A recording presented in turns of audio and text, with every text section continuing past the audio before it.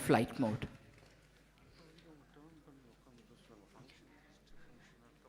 We request all of you to kindly face the dais and sit.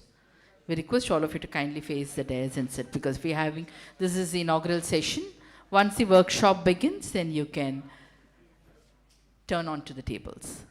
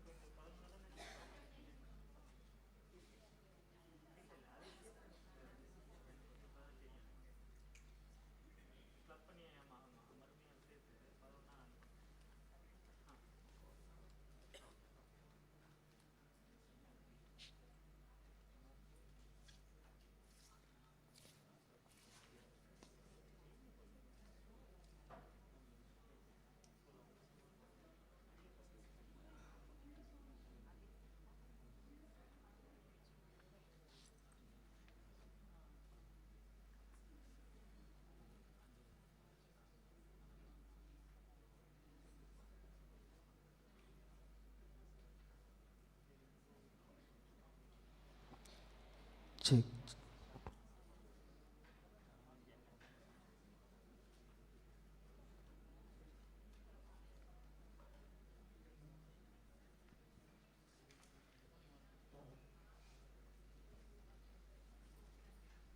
Ladies and gentlemen, we are happy to announce the arrival of the Honorable Governor.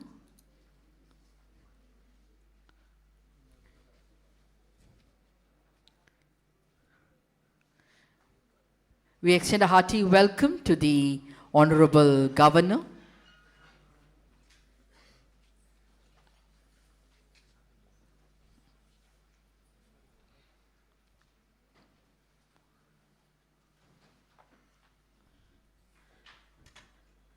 National Anthem followed by Tamil Thai Varthu. जनगण मन अधिनायक जय हे भारत भाग्य विधाता पंजाब सिंधु गुजरात मराठा उत्कलबङ्गा विन्ध्य हिमाचल यमुना गङ्गा उच्छल जलति तरङ्गा तव शुभ नामे जाहे तव शुभ आशीष माहे गाहे तव जय गाथा जनगण मंगलदायक जय हे भारत भाग्य विधाता जय हे जय हे जय हे जय जय जय जय हे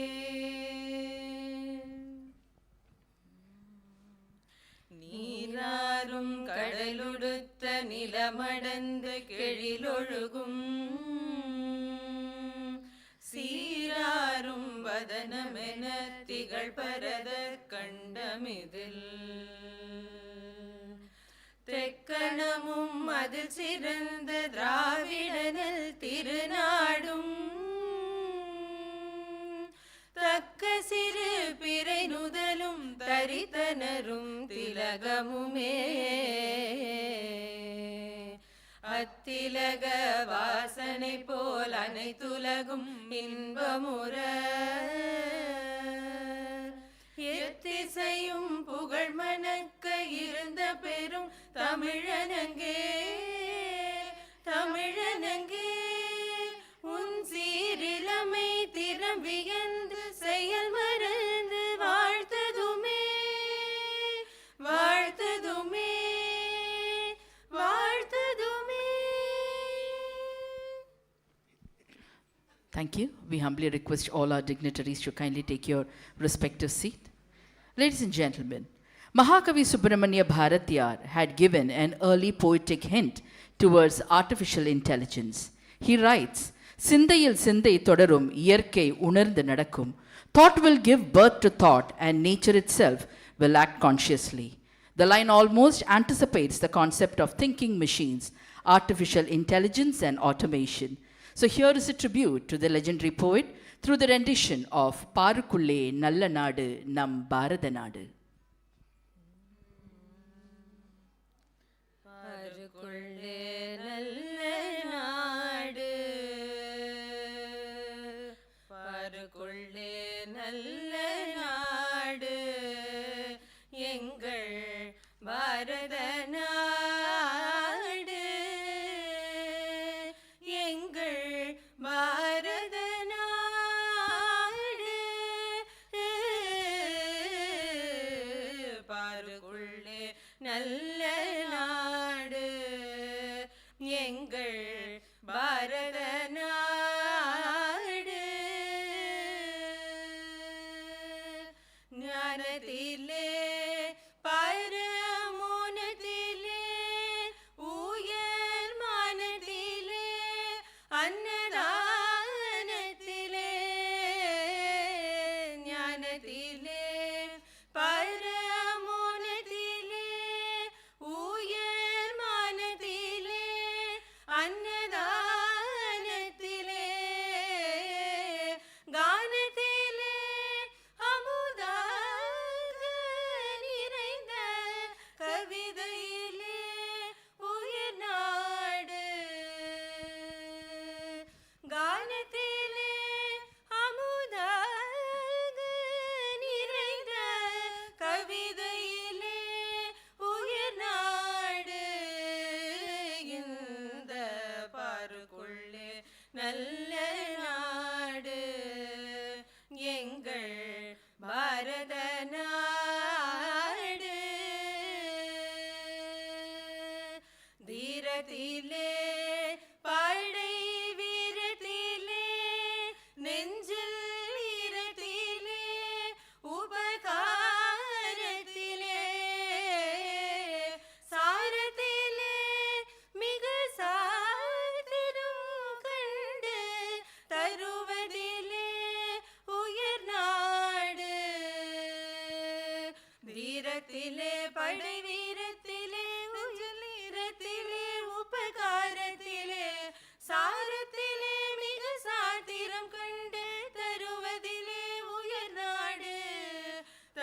மனதிலே உயர்நாடு உயர்நாடு இந்த பாருக்குள்ளே நல்ல நாடு எங்கள் பாரத நாடு எங்கள் பாரத நாடு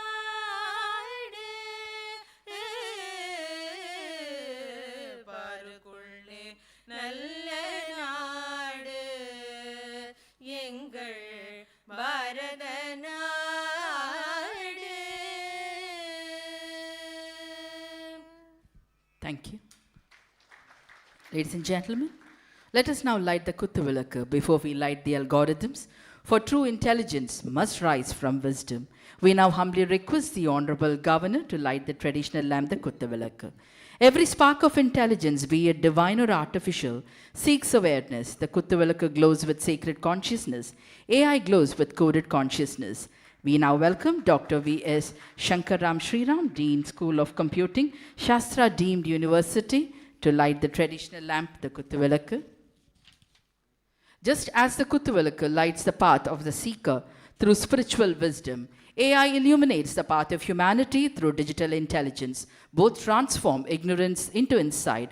We now request Dr. Vaidya Subramaniam, Vice Chancellor, Shastra Deemed University, to light the Kuttuvilakku.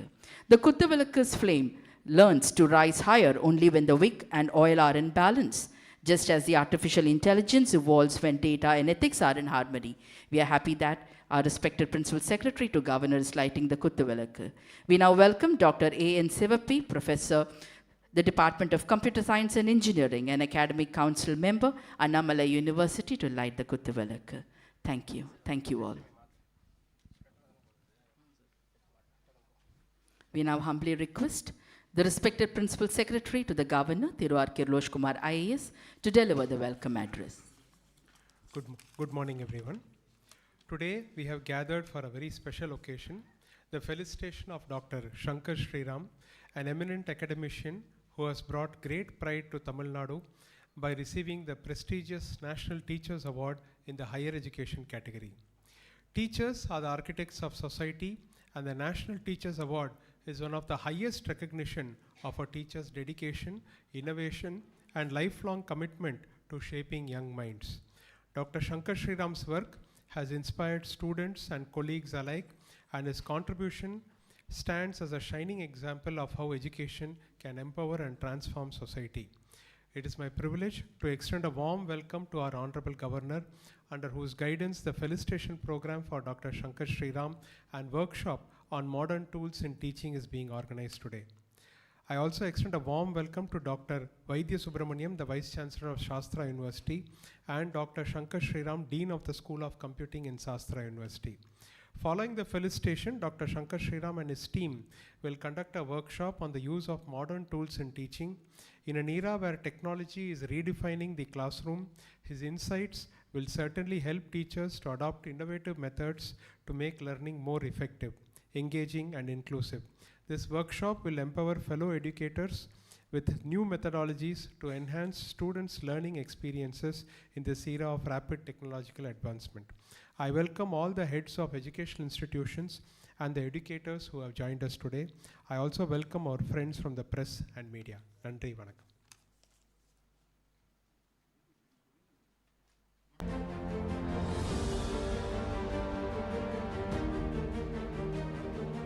Professor Shankar Shriram Sankaran 24 सालों से एक्सपीरियंशियल और अडैप्टिव लर्निंग को बढ़ावा दे रही हैं। उनका research focus AI, network security और साइबर फिजिकल सिस्टम्स पर है। उन्होंने एक इंडिजिनस इंट्रूजन डिटेक्शन सिस्टम विकसित किया और इसे इंडस्ट्री में सफलतापूर्वक लागू किया। उन्होंने AR/VR कंटेंट के जरिए स्टेम एजुकेशन में भी नए आयाम खोले। प्रोफेसर शंकर श्रीराम संकरन तमिलनाडु पुलिस और इंडियन एयरफोर्स के लिए साइबर सिक्योरिटी अवेयरनेस प्रोग्राम्स भी कंडक्ट किए। इन असाधारण योगदानों और विजनरी लीडरशिप के लिए उन्हें राष्ट्रीय शिक्षक पुरस्कार 2025 से सम्मानित किया जाता है।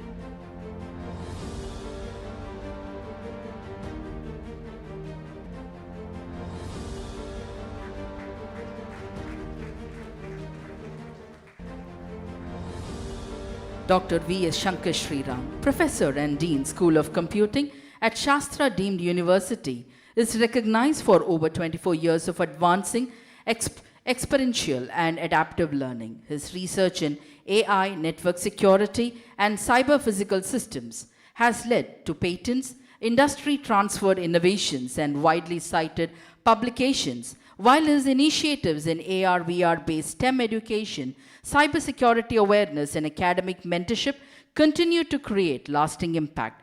We are proud to once again highlight that Dr. V.S. Shankar Sriram received the National Teacher Award 2025, and we now humbly request the Honorable Governor to felicitate Dr. V.S. Shankar Sriram amidst a big round of resonating and thumping applause.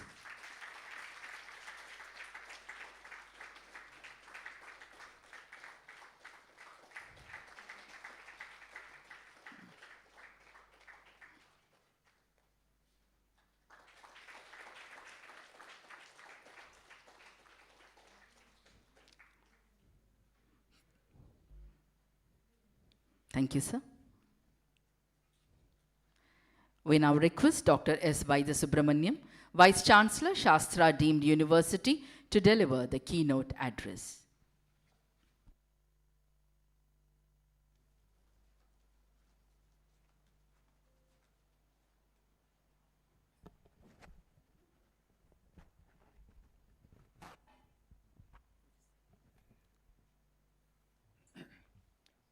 Honorable Governor of Tamil Nadu, Mr. Kailash Kumar, Secretary to Governor, Dr. Shankar Sriram, members of the Rajbhavan family, and members from the teaching fraternity from both the higher education and the school education, friends from the print and the electronic media.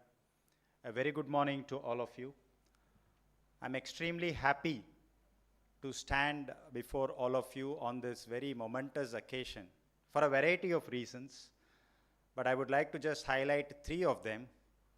One is the fact that my own colleague, Dr. Shankar Sriram, was conferred the National Teachers Award on the Teachers' Day.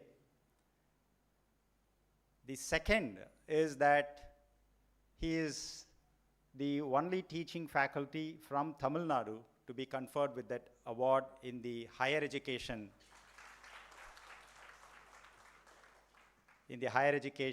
teaching system. And the third and the cherry on the top feeling is that the Honorable Governor of Tamil Nadu has invited Dr. Shankar Sriram and also all of you to not only felicitate but also use this as an opportunity to have a mutually rewarding teaching learning experience by way of this workshop. For this, I must, on behalf of all of you and on my personal behalf, thank the Honorable Governor, because when the call came from Rajbhavan regarding this function, it was also suggested that a workshop of this type will be an ideal platform for exchanging best practices, because there are good practices that are hidden elsewhere in teachers like you, and we will use this platform to actually bring out and have a learning experience. And I'm really happy that this workshop is happening after this felicitation function. The reason that this workshop was necessary is also the realization of the fact that as teachers ourselves, we belong to a very noble profession, which means that the skills that we possess is something that has to be shared with as many students as possible, and not only with students, but also members from the peer ecosystem, and that is when the learning outcomes across the country gets maximized. It is with that thought process that this workshop was organized.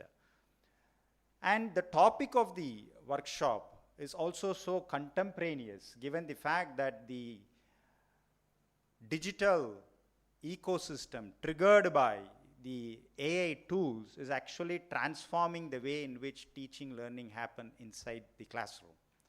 And this has to be understood from the right perspective, not only from the teachers, but also from the students, and teachers who have to always be students to understand this right perspective. And that forms the background for this workshop, because as teachers, when we get back with some learning experience from this workshop, it is our duty to make sure that we create a multiplier effect out of this learning, so that whatever you and I learn in this workshop gets a multiplier effect and reaches to as many teachers as possible. And only if that happens, then you will see a massive transformation that is happening inside the classrooms of schools and higher education institutions. And that is a fundamental responsibility of being a teacher, because that is the profession to which we are committed to ensure that we reach out to maximum learners as possible as we engage in this noble profession. And one analogy that I want to give before I conclude my speech is a borrowed analogy that I got from very senior teacher, a retired school teacher from a rural school close to Mayiladurai. He was comparing the role of a teacher with the evolution of the student. And as teachers, we all know that right from day one, when a kid enters school, you know, a teacher will be seated in a chair, and in the KG classrooms, the kids will be seated on the floor. And as the kids advance, a teacher will still be on the chair, and maybe in the primary school, students will be seated on chairs or stools. And then in secondary and higher secondary, the teacher is on the same chair, and the students will be seated on benches and tables, the heights of both almost being equal. And then into the higher education, we see these modern gallery type classrooms where the teacher is still in the same chair, while the student occupy chairs at elevated positions, because it is a gallery classroom. So the lesson is very simple, that a student evolves, occupies different positions as they undergo the journey of a student from school to higher education, but the teacher always stays there, and that's the noblest profession that we are all discharging, and we have to be very happy about that. And as we discharge this profession, we will have to engage all those that are contemporaneous, so that we will be able to maximize the learning outcome that happens inside our classrooms. Thank you again for this opportunity, and I welcome you all for this workshop. Thank you. Thank you, sir. We now request Dr. V.S. Shankar Sriram, Dean School of Computing, Sastra University, to address the gathering. Thank you very much for the gracious introduction. At the outset, I would like to express my heartfelt gratitude to the Honorable Governor of Tamil Nadu for felicitating me on being conferred with the National Teachers Award 2025. I would like to take a moment to briefly share my journey from Siemens to Shastra, a career shaped by purpose and progress. I began my professional journey as an ABAP developer interning at CISL, Siemens Information Systems Limited. However, due to a personal exigency, I relocated to Bareilly, Uttar Pradesh, where I took up a faculty in a college. It was there that I discovered my passion for teaching and unearthed the teacher within me. Since then, there has been no turning back towards the industry.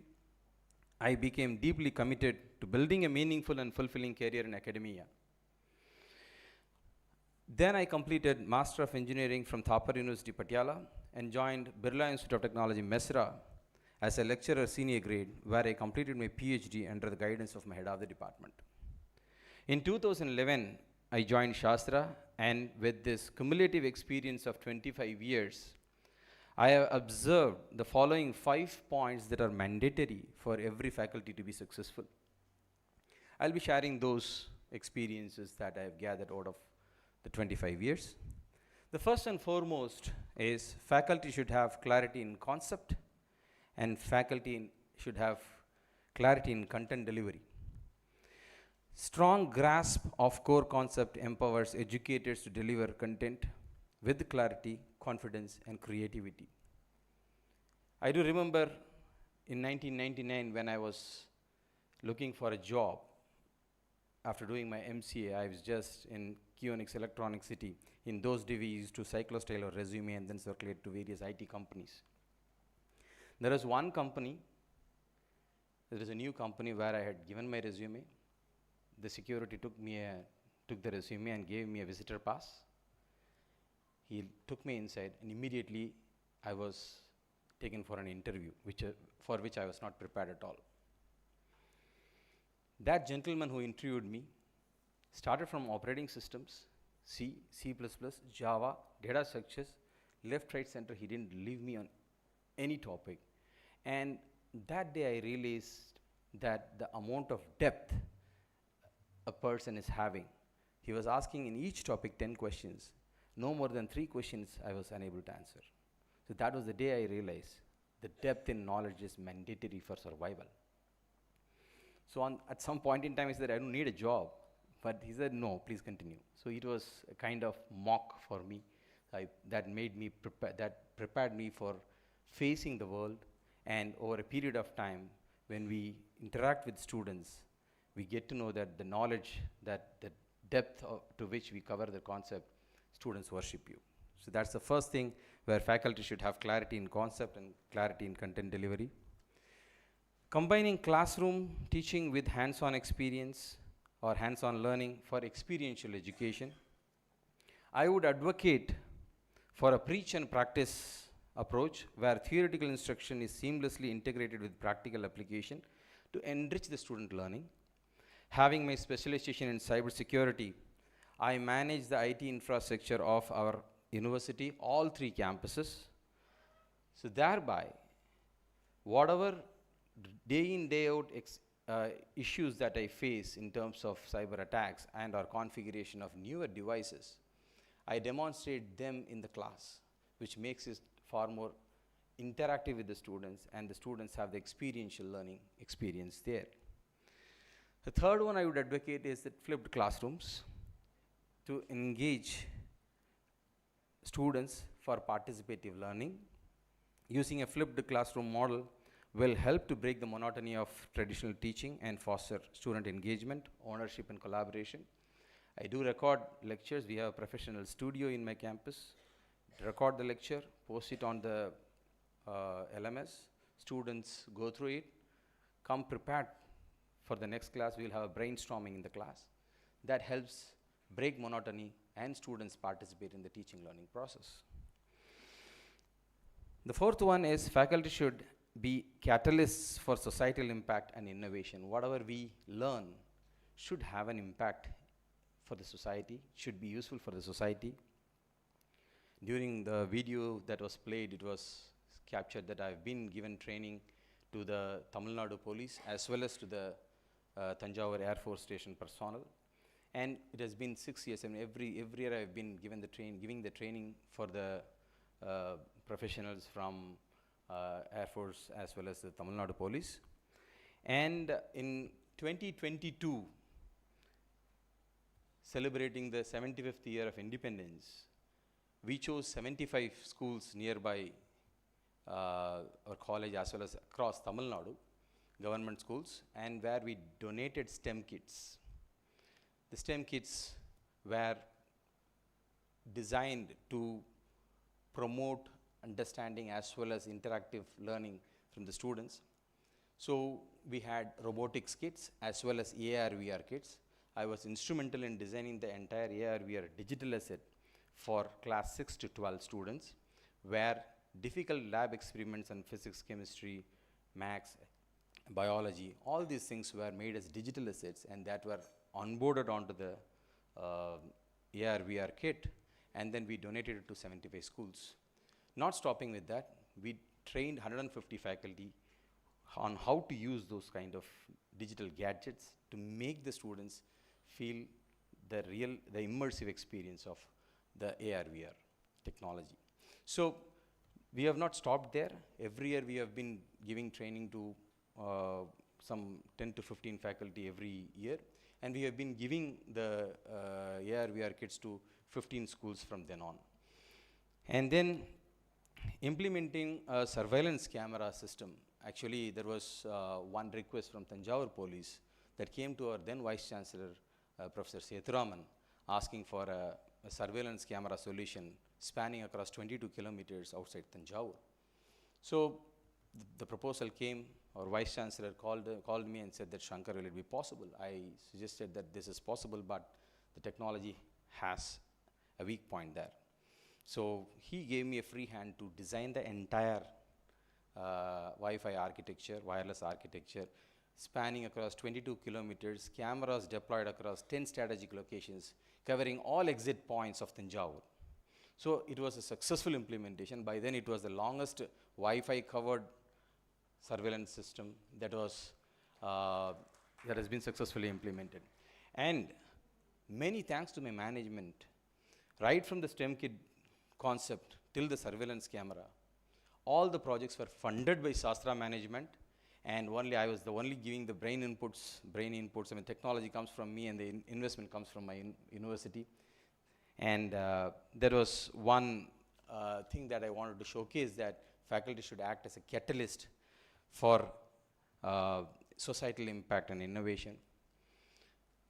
Last point is pursuing meaningful and translational research with a real world impact. Faculty members in higher education institutions are expected to engage in research in addition to fulfilling their regular teaching responsibilities, focusing on research that moves beyond theory to application, translating ideas into tangible solutions through transfer of technologies. Earlier, I too started my research and thought it was all about publishing research articles and producing PhD scholars. Later, I realized that top quality publications will fetch you projects, and the end result can result in product aligning with Make in India initiative. Aligning with that, one of the technology that I developed, a derivative of the Ministry of Information Technology funded project, was an IT-OT converged intrusion detection system, the first of its nature made out of India for an intrusion detection system that takes care of IT and OT converged systems. And the technology has been transferred to an Ahmedabad-based company. And soon, maybe before the end of this month, this will be touching the market. So whatever we do as a research, let us not stop at the shelf level. Let us do translational research.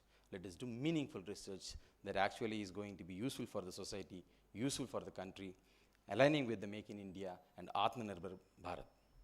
And the last but not the least, I request all the faculty members to ponder on these 5 points, that you start from clarity in concept, combine the classrooms with hands-on experiences and experiential education.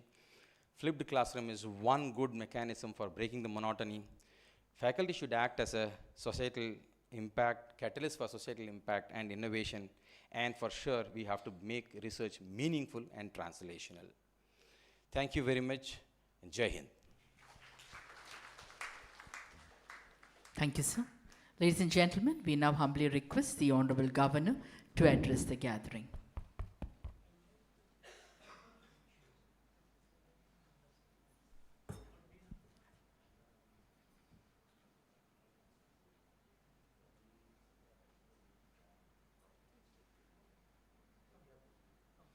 We now humbly request the Honorable Governor to address the gathering.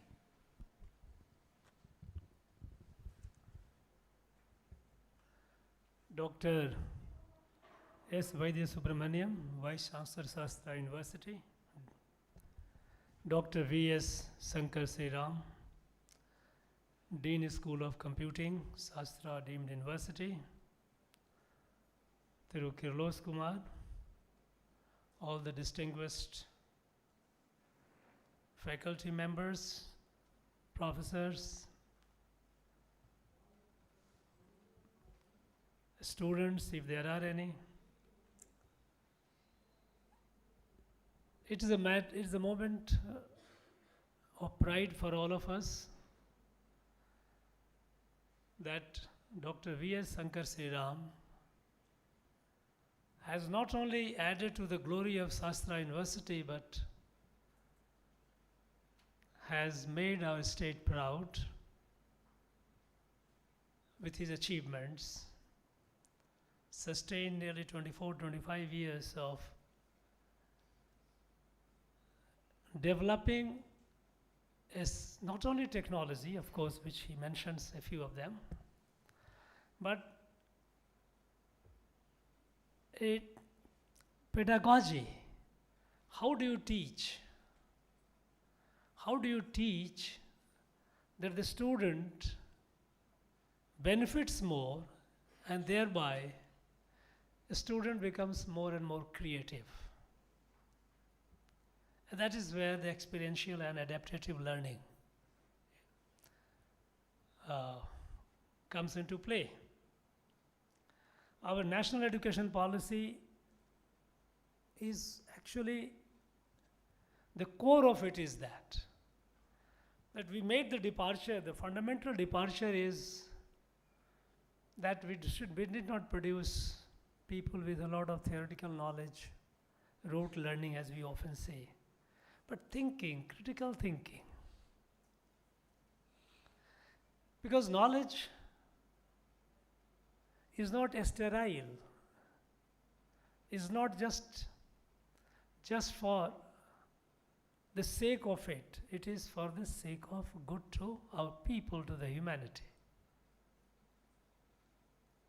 In fact, Dr. Shankar Sriram, he mentioned about the 5 aspects of teaching that he suggests. You know, in our ancient tradition of learning, teaching and learning, it was considered essential that a knowledge, to acquire a knowledge, one has to pass through 3 phases. One they call adhyayan, where your teacher teaches you, or you read the book, you learn from that. You listen from your peer, something which you find, because teacher can be anybody. So adhyayan is the first layer of acquiring knowledge, but it's a very superficial. The second layer is manan, contemplation. When you have learned something intellectually as a piece of information maybe, but only when you contemplate over it, reflect over it, what can be called getting insight into it, you acquire, the knowledge becomes yours to a greater degree, but that's not the end of it. Adhyan, manan, and third and final stage is chintan, where when you go deep into it and try to relate what you have learned, its larger application or manifestation in the world around. You start seeing that how it can be used, or how it is being used, either through technology or maybe through a natural process. When we try to understand, decipher or decode nature, it goes through all the processes. So what Dr. Sriram mentioned about depth of knowledge, it is depth of, it is infinite, it is insight, as much insight as you get. You know, since it is technology and I studied physics, in my college, my teacher, mathematics teacher, when he taught, he rarely started with doing the sums, never. For example, when he taught us calculus, you know, the book that he brought for our study was Courant. And if anyone who has read Courant book, I do not know whether nowadays you read or not, he's a pioneer of calculus. And if you read it, there is no hardly any sum anywhere. It all looks like literature. The concept. I don't know how many of you have read there's a Hardy, that pure mathematician, whose theories you might be teaching in number and all. He has written a book, a very small book, A Mathematician's Apology. Name of the book is very funny. It's just hardly about 100 pages plus minus 20-25 pages. But it tells you what is mathematics is all about, how it is a language expressing condensed thoughts which is not possible for a human language to express. You do it through that. For example, when you drop a piece of a stone from here, it falls to the ground. How do you describe its motion from here to the ground? Can you write it? Is it possible to describe every moment to moment? The moment you use the mathematical formula, S is equal to ut plus gt square, you start calculating the fraction of seconds. Yes, this is how it is. So this beautiful expression, beautiful equation is so potent, it's like a Vedic mantra. So that is, the great people have taught us the clarity of concept. And when you have a clarity of concept, when it becomes your own, and then the question is, don't stop it, because knowledge is dynamic. It has to be translated. Our ancients have told us, anabhyase visham vidya, ajirne bhojanam visham. If we eat the food and food is not digested, food is a poison. And if we have learned something and if we have not applied it, they call it a visham, is useless. So application of knowledge. Now, all these received wisdom we had forgotten for long, even after independence. The attempt has been made in national education policy to bring this, to reorient. And when you come across a good teacher, the teacher is very inspiring. Now, when I got the news that Dr. Sriram has been awarded, selected for the Teachers, National Teacher Award. In fact, out of courtesy, Vice Chancellor Vaidya Subramaniam mentioned about that Kirloch Kumar talked to him. Much before that, I had given him a message, congratulatory message, and asked him that I would like to felicitate him. The day I got it, because the reason is that if someone has done something which is extraordinary, it must be shared. Because knowledge is one thing that expands with sharing. And I'm sure many of you are already also doing it in your own field, wherever you are. And the purpose of this organizing this event today is, of course, one is to publicly felicitate Dr. Sriram, because if one of us has achieved something, we must celebrate. It is a moment of happiness for all of us. And one way to do it, to felicitate the person. But also equally important is that here let there be the best brains in our state, in various institutions of higher education, be it in state, be it in private universities. Let us get together and share. Now, Dr. Sriram will share his experience, how he has been using the AI tools for experiential and adaptive learning. You will, what you are doing in your, you will also share what you are doing. And in the process, the churning, more and more ideas, more and more ways forward will come up. That's the purpose of it. And I would like that this should not end here.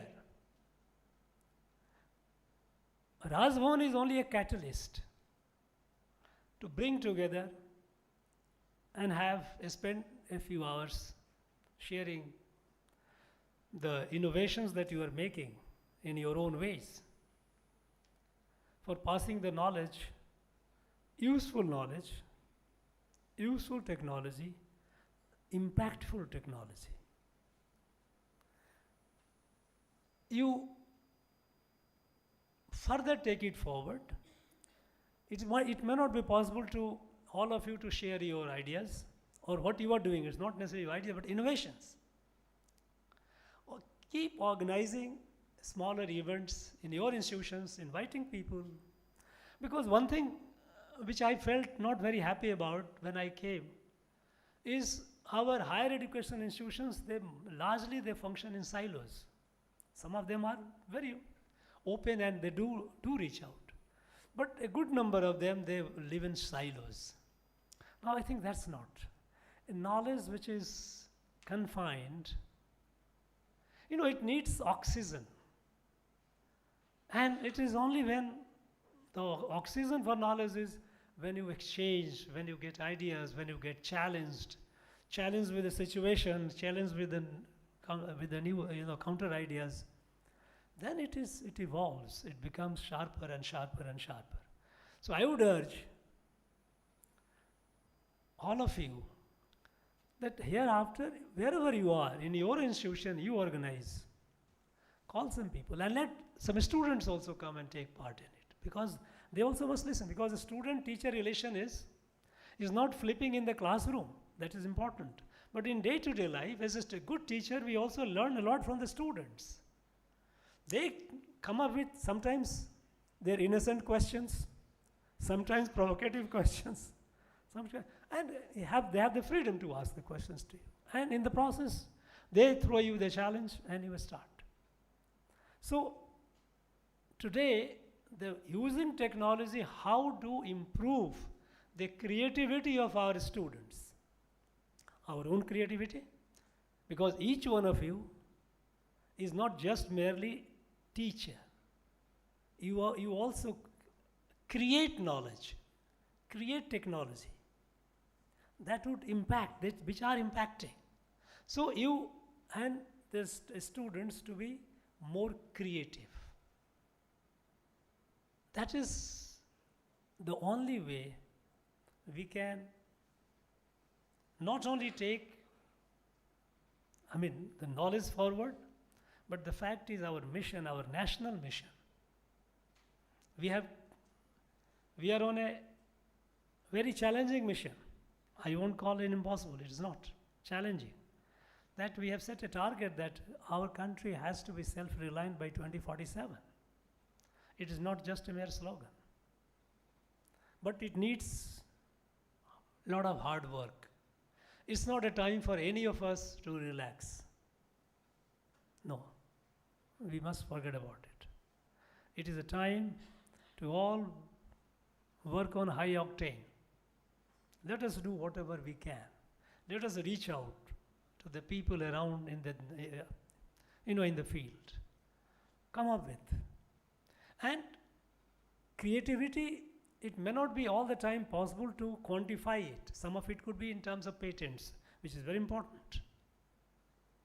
Application of the patent, how many patents are being used for production?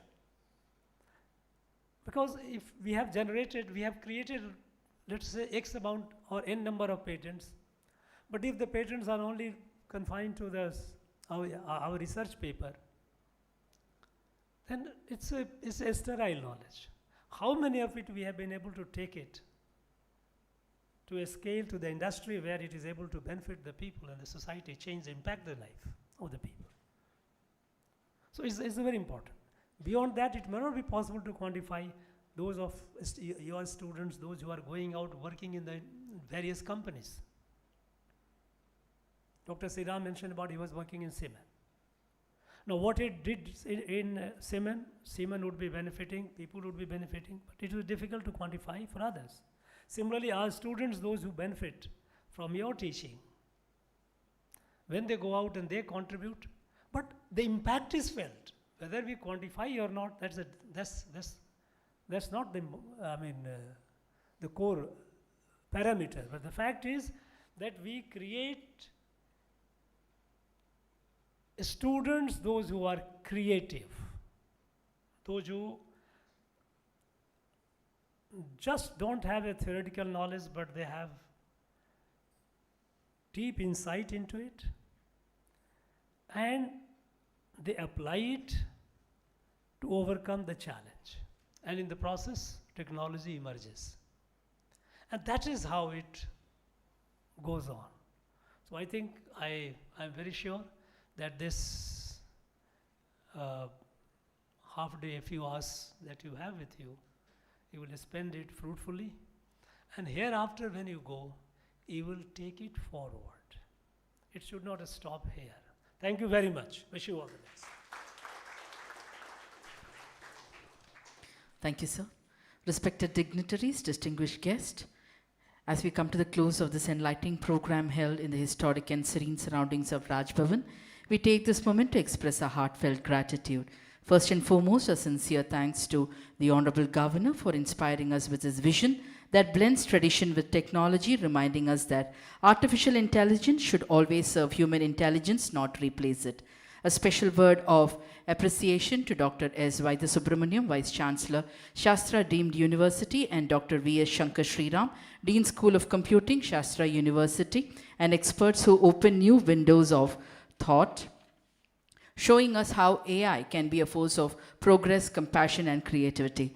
Our heartfelt thanks to the respected Principal Secretary, Deputy Secretary to the Honorable Governor University, and the other staff member for organizing the program at Raj Bhavan, for your guidance and making today's event seamless, proving that coordination, whether human or digital, needs a heart behind it. And finally, to everyone who joined us today, thank you for being part of this journey, where Raj Bhavan became the meeting ground of culture and code, of values and vision, of heritage and high technology. As we step out, let us carry with us one thought: AI must give us data, but it is humanity that gives its direction. Thank you all. Thank you so much.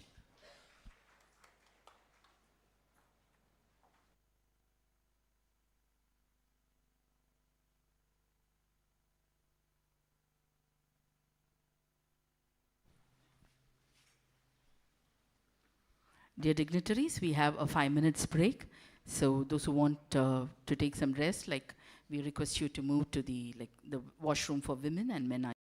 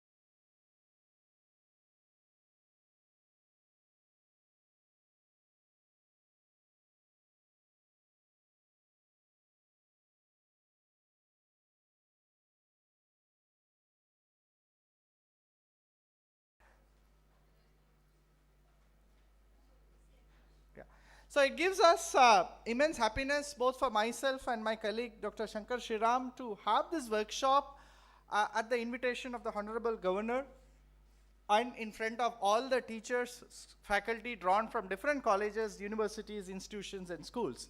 So this is very nice to see that there are so many teachers who is now going to observe us, share this experience, and it is in this collective knowledge that we are going to have a better usage of AI for our own students. So on this note, let me start. We are essentially going to have 4 parts of this workshop. One is a Mentimeter. The next is Sastra AI, which is an AI-based learning companion or a learning tracker.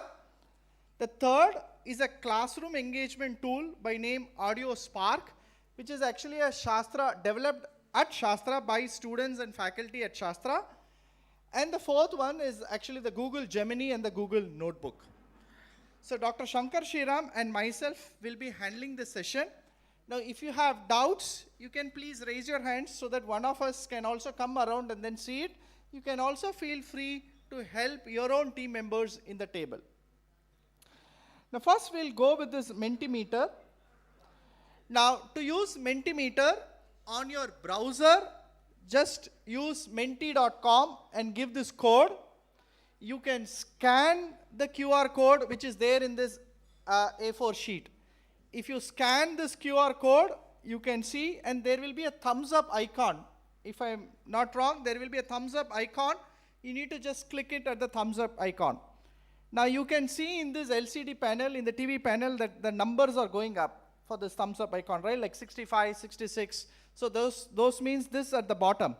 You can see this, that tells how many people have currently clicked it, right? So you can see this 66, right, who have clicked it.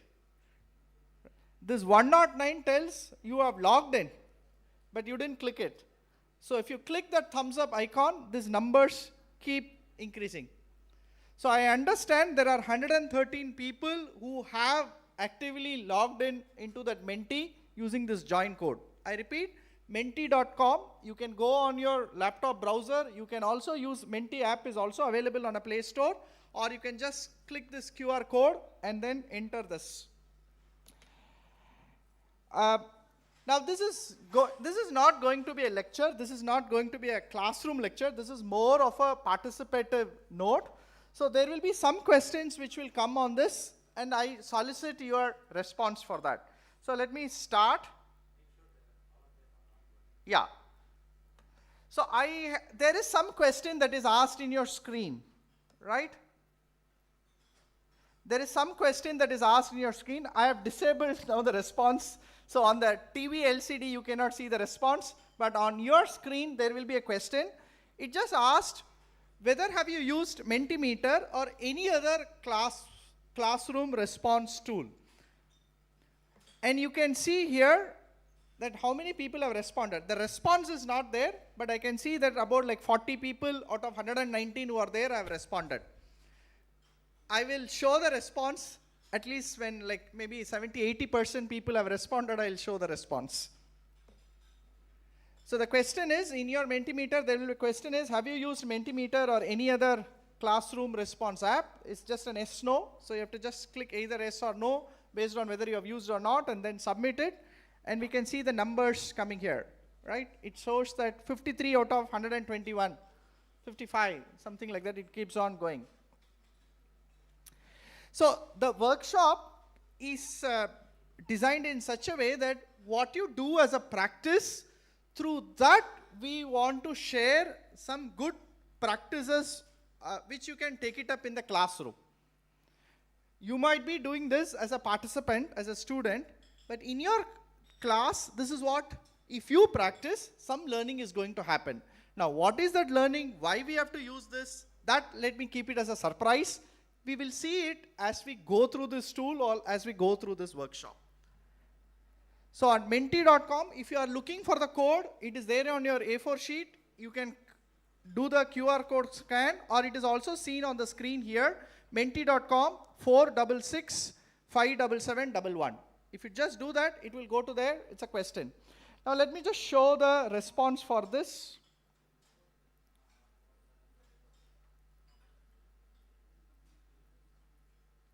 Yeah. So 55% have already used. That's a very nice thing, so we should actually appreciate. So that means there are other 55 trainers or educators who can equally be available sharing the knowledge along with this. So that means if you have doubts, there are at least 55%. Half of them already know how to use it, so you should be helping the other half. So that's a very nice sign. So we'll go to the next question. Why you think, like, when we take class, okay, when we take class, be it in school or in institute, college, why you think our students don't interact? Why do they don't speak?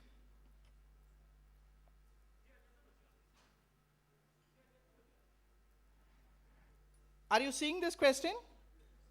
Right. So I think there is an option for you to enter. Right?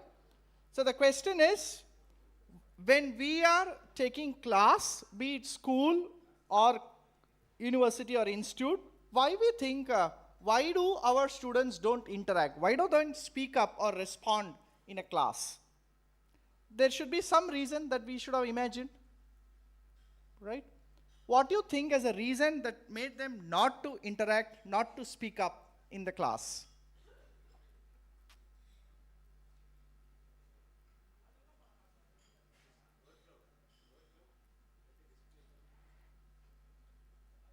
Yeah. Now, you can see this. This is a free-flowing response, and there's a lot of words that comes in, right?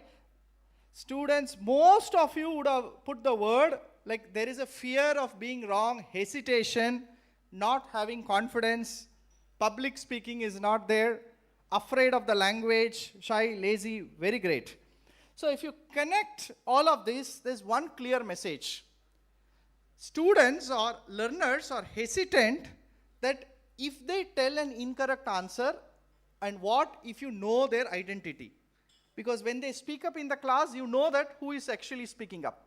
So you know that somebody is giving a right answer or an incorrect answer. So that means that is something is where is here it is seen here.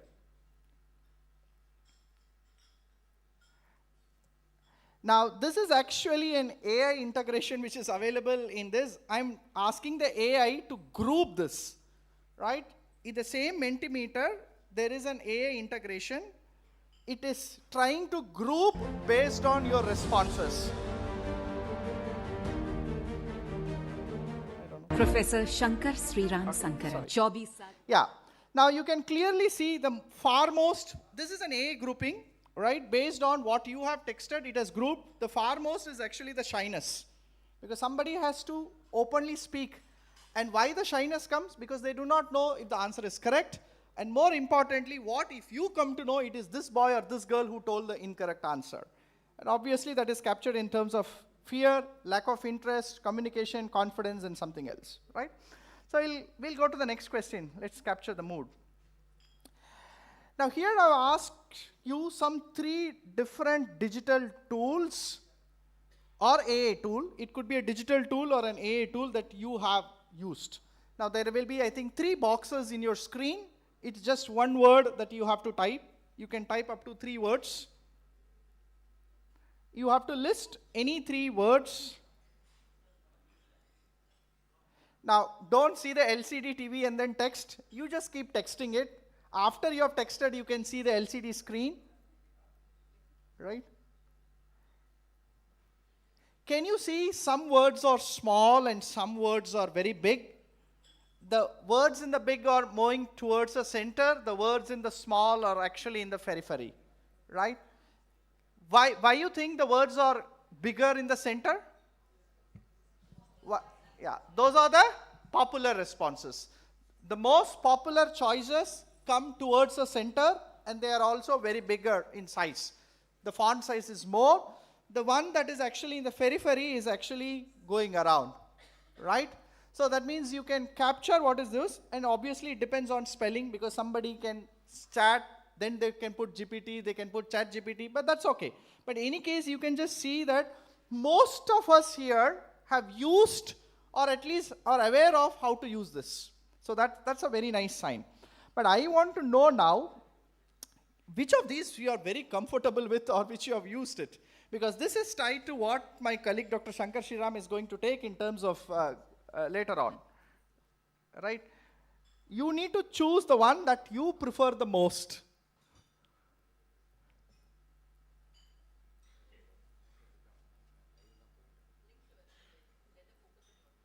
Okay. So it's a request from the officials. There's no need to take photo because already the link is shared, or it will also be shared with all the participants. So you can later on also see these videos. So that means now you can actively engage. Maybe later on they can record it. I mean, you can note down by seeing that link, because this entire workshop is also being recorded. Yes, thank you. Yeah, it is also live. So if you have colleagues and friends from your institute, you can pass on that link to them also. And if they are available, they can see it. Yes, okay. So most of us have used ChatGPT, and I'm very happy, because if you already know ChatGPT, and if that is what is going to be shared by Dr. Shankar Sriram, then there is no taste. So now Dr. Shankar Sriram is going to talk more on Gemini, and he's already in smiles, so he's happy that he's going to tell something which at least many in this group are not well conversant with or not using it. So in that way, there is something, at least a clear learning or takeaway at the end of this session. So that's an input to Dr. Shankar Sriram. Right. Okay, you have said that you know tools. You have also given me what are those, but can you just tell for what purpose have you used these tools? What purpose have you used these tools? Now, when I say the purpose, it is in the context of teaching learning, right? I wish to see the responses in terms of the teaching learning or research. I mean, within the ambit of academic usage, teaching learning research, right? How have you used these tools, or for what purpose are you using these tools? I think this is again a word cloud. There is no choice. You have to just text it, free text, and that gets populated. We'll again do this AI thing and try to populate, categorize those from what your responses are. So we'll just see it now. Yeah. So there's a free-flowing text.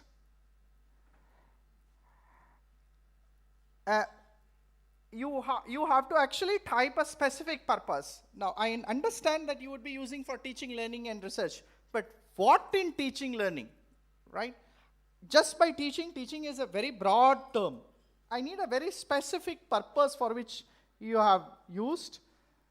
So anyhow, let's try to see what the AI does based on what you have texted as a response.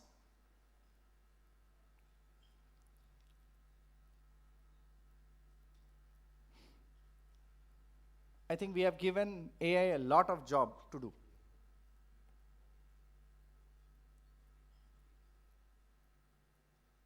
Okay, so it just says teaching, but I could see here there are at least 8 people who have said content creation, so which goes along with these notes.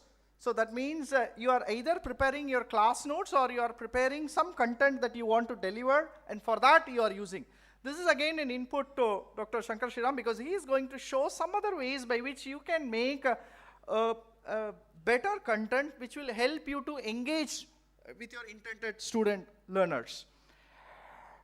This is expected. As faculty, we need to set question papers, and we need a lot of questions because we don't want to reproduce the questions, and I'm very happy that there are some people who are already used. This is again something he is going to show as part of his talk, like how we can use the AI tool. So we'll show in terms of Google Gemini, but you can use that learning for any other AI tool to create questions, both in terms of problem solving, because problem solving can be as part of the question paper, and it can also be part of the assignment or tutorial class. Because the teaching is not only the teaching of the content part, but we need to also engage whether they have learnt it. And that comes in the assignment or the tutorial session, and for that, somebody. So that's good. We'll go to the next. Okay. Now suppose if I ask you, okay, we are at a workshop where we want to use AI and digital tools. Which of these is very concerning for you as a teacher? Now, I have this concern, and it is for this I am looking some solution. If that is the case, can you rank all these? I think this is a ranking, right? I think you have a scale, and the two sides of the scale, there's an agree and disagree. So you want to have assistance for this. So you strongly agree, you can move the bar towards agree, or you can no. If you are already comfortable with, if you don't have any problem with retaining student attention, then you can disagree, because you don't want assistance in this. You don't want help from that end. So this is a kind of a ranking question where there are some options, and there is a slider on your screen which you have to move towards the right and left based on what is your response. So where you think you need an intervention, or you're thinking of a solution, or you're thinking for some assistance. In retaining students, whether students listen in the class. Do you have this problem? Now I'm teaching, I'm talking. There are 60 students, sometimes 100 students sitting on the other end. Are you sure they are listening to what I speak? Is that your problem? Preparing for the class, right? How can you prepare for the same content differently? For every semester you might be taking that course, or every year you are be taking the course.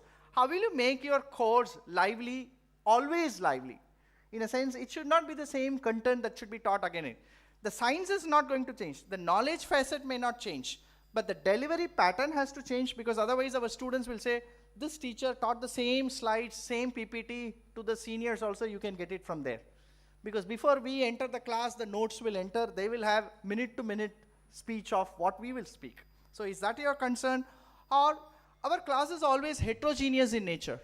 Some will solve the problem the moment we finish.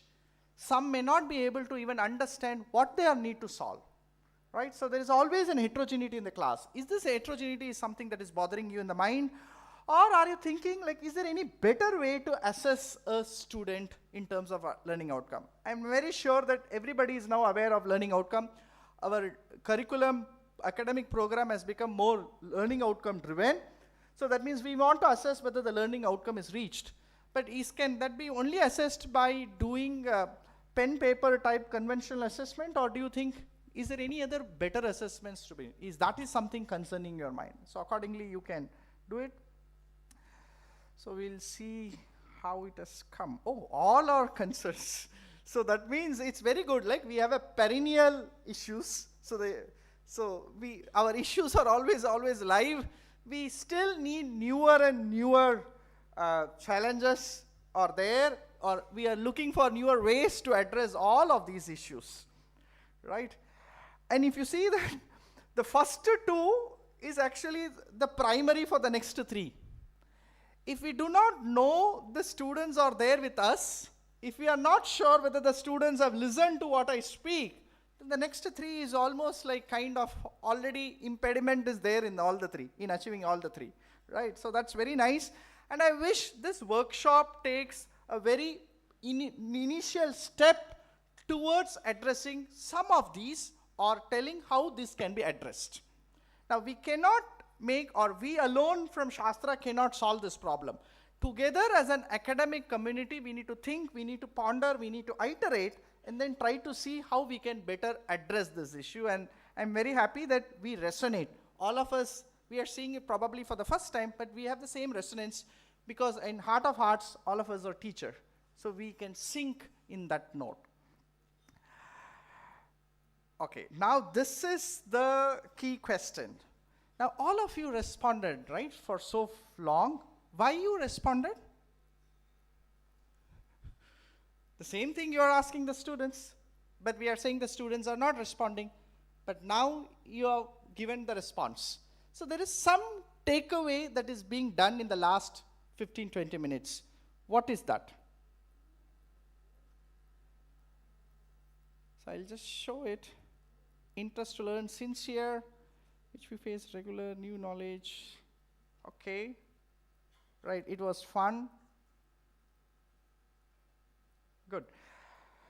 Now, the very key thing in all this Mentimeter or classroom responses, there's an anonymity of response. So the fear to actually communicate is slowly broken down, right? The students, even if they know their answer is wrong, now they can respond.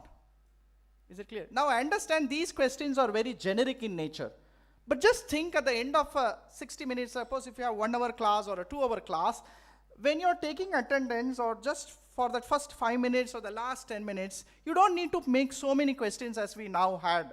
Just make 2 questions on the Mentimeter, right? For those 2 questions, share the code and then ask them response. When you orally ask, you will find people will not answer. But now they may answer. And that need not be a textual question, because you must have also observed there are a lot of different type of questions you answered. Ranking was there, choose was there, free-flowing text was there. So even if you are giving a numerical problem, you can ask them to text the final answer number. They have to do it and then text it. Everybody will text. And from that, you know that they are able to communicate to you. And if their responses were incorrect, then you know that something is going wrong in the class and you can revisit this topic. That's the learning from this first part. Now I'm moving to the second part of my talk. Yeah, now this is a subscribed version, but this is a copyright tool, so that means a licensed tool. But there is also a free access for this. I mean, there is a free registration open account, but you are limited to, I think, 2 questions, I suppose.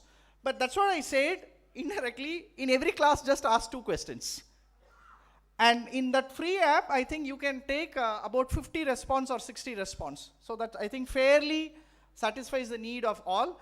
But I am very sure that one of us or one institute or many institutes will come together and we will have an all-in-all Indian version of, or a better version of this.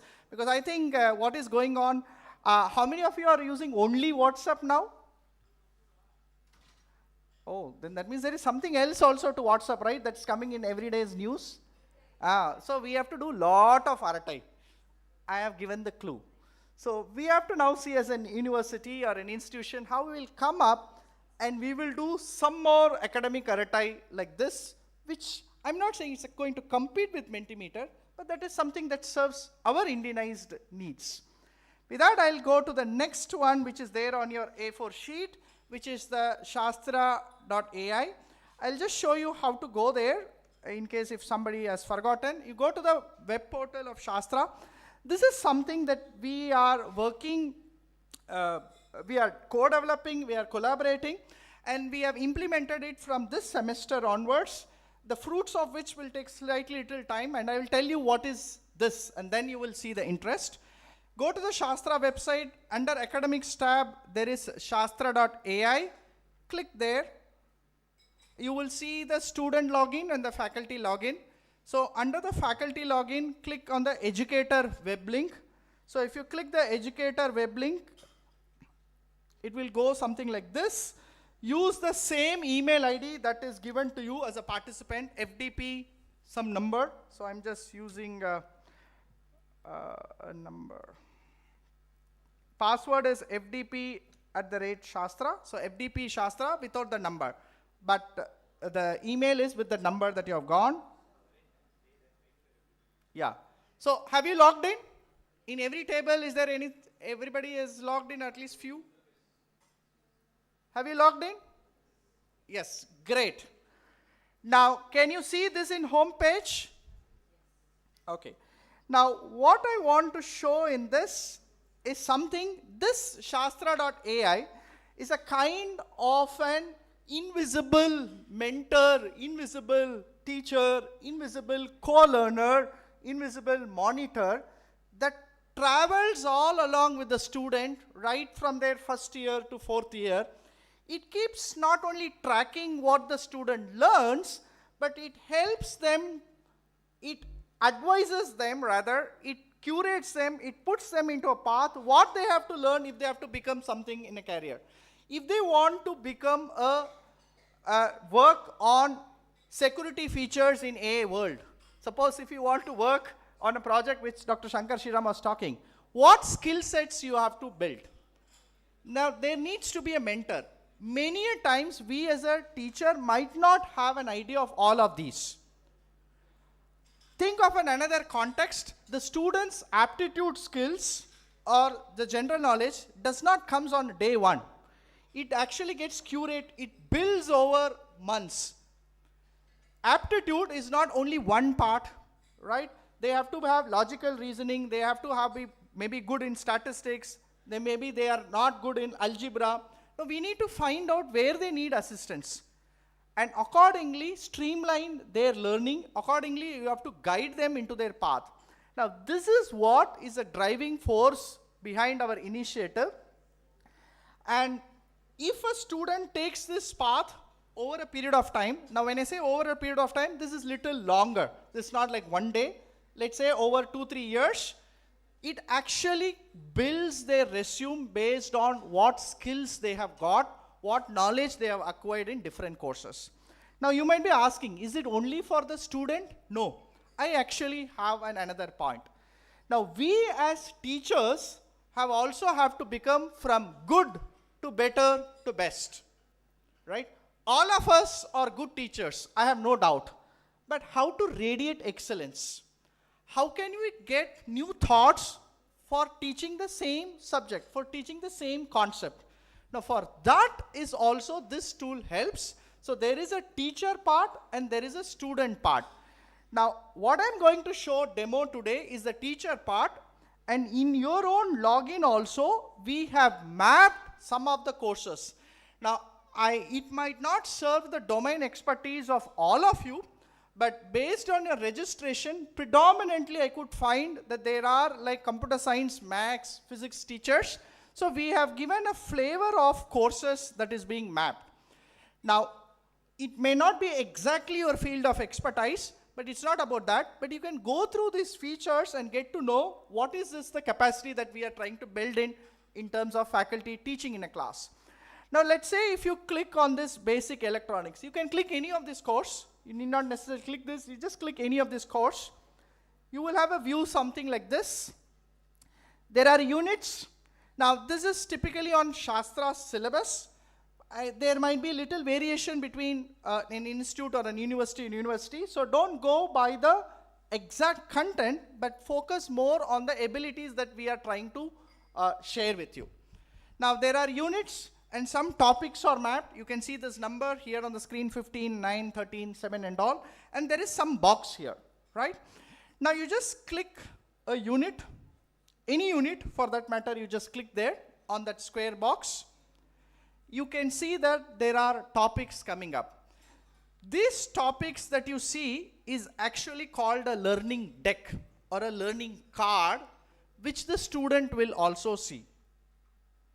Now I understand we are teachers, so, and there will be clearly some electronics experts or a physics expert sitting here, and they'll say, oh, this line is wrong. No, don't jump into the evaluation mode. I'm not asking you to take viva of me or this content. What I'm trying to tell is, it is possible to give a flashcard type of content to a student, which can be then used by the faculty either in the class, or this can be used by the student to revise. When they are traveling in a bus, some institutes, the students have to travel 1 hour. So when they travel in their bus, I'm sure that they are anyhow chatting. Let them also chat on this. Let me at least see this flashcard. If they see 10 flashcards, something will go. It will emphasize some point that we have spoken in the class. You can begin your class by asking them to read a flashcard and then elaborate. So opportunities is based on how we want to visualize. The content is also can be curated, can be developed. So don't go by the technical truthfulness of the content. It is not on this content validation I want to show you here. I want to show what opportunities such a platform can give in terms of teaching learning. Now in some of these you see this kind of a conical flask. Now, so that's like something experiment is being done. Now that's an indication that that is actually a simulator. Now I'm not an expert in this halfway rectifier, but all I know that something a student can do and then learn here. So the student can observe. I should probably take a physics input and then show. But the idea is you can play around with the variables and then try to simulate and then see how a simple equation or a circuit, based on the concept, works over there. So that is actually possible. Maybe I will take engineering mechanics, something that I can relate. and you can see over there also. So in your course, there should be like engineering mechanics. And if you click on there also you will see that there will be, now you can build such simulation, right? Now if you give here something, right? So if the answer is wrong, it just gives wrong and it gives a solution. Now I didn't read the question, I was just randomly doing it. But just think as a student, this will help them. Is it clear? So you have a flashcard, and in the flashcard you can also embed the simulator part. So wherein the students can actually tune something and then learn what they are going to do. Now these two are two tidbits which I want to share from the student end. Now I'll go to the faculty end and I'll show something. Now you see something as teacher, and remember in this Sastra AI you are logged in as a teacher. You are actually a faculty, but you can still see the student flashcard and the simulator games. I'm just going to the teacher part and I'm just clicking on this lesson hooks, right? Now you can choose the subject that you want. You can choose any subject that you want and a topic that you are actually planning and generate hook. Just do this. How many of you are able to generate? Okay, let's see. How many of you are able to generate? Good, somewhere here, right. Choose a subject that is there in the drop down, choose a unit and click generate hook. Just go through that. Yeah. So just go through that. What are all the just titles? Not the content part, but I just want you to go through the title part. There is something called conceptual analogies. There is some applications. There is some jokes. And also there is a thought experiment. Are you able to see that? There's an analogy.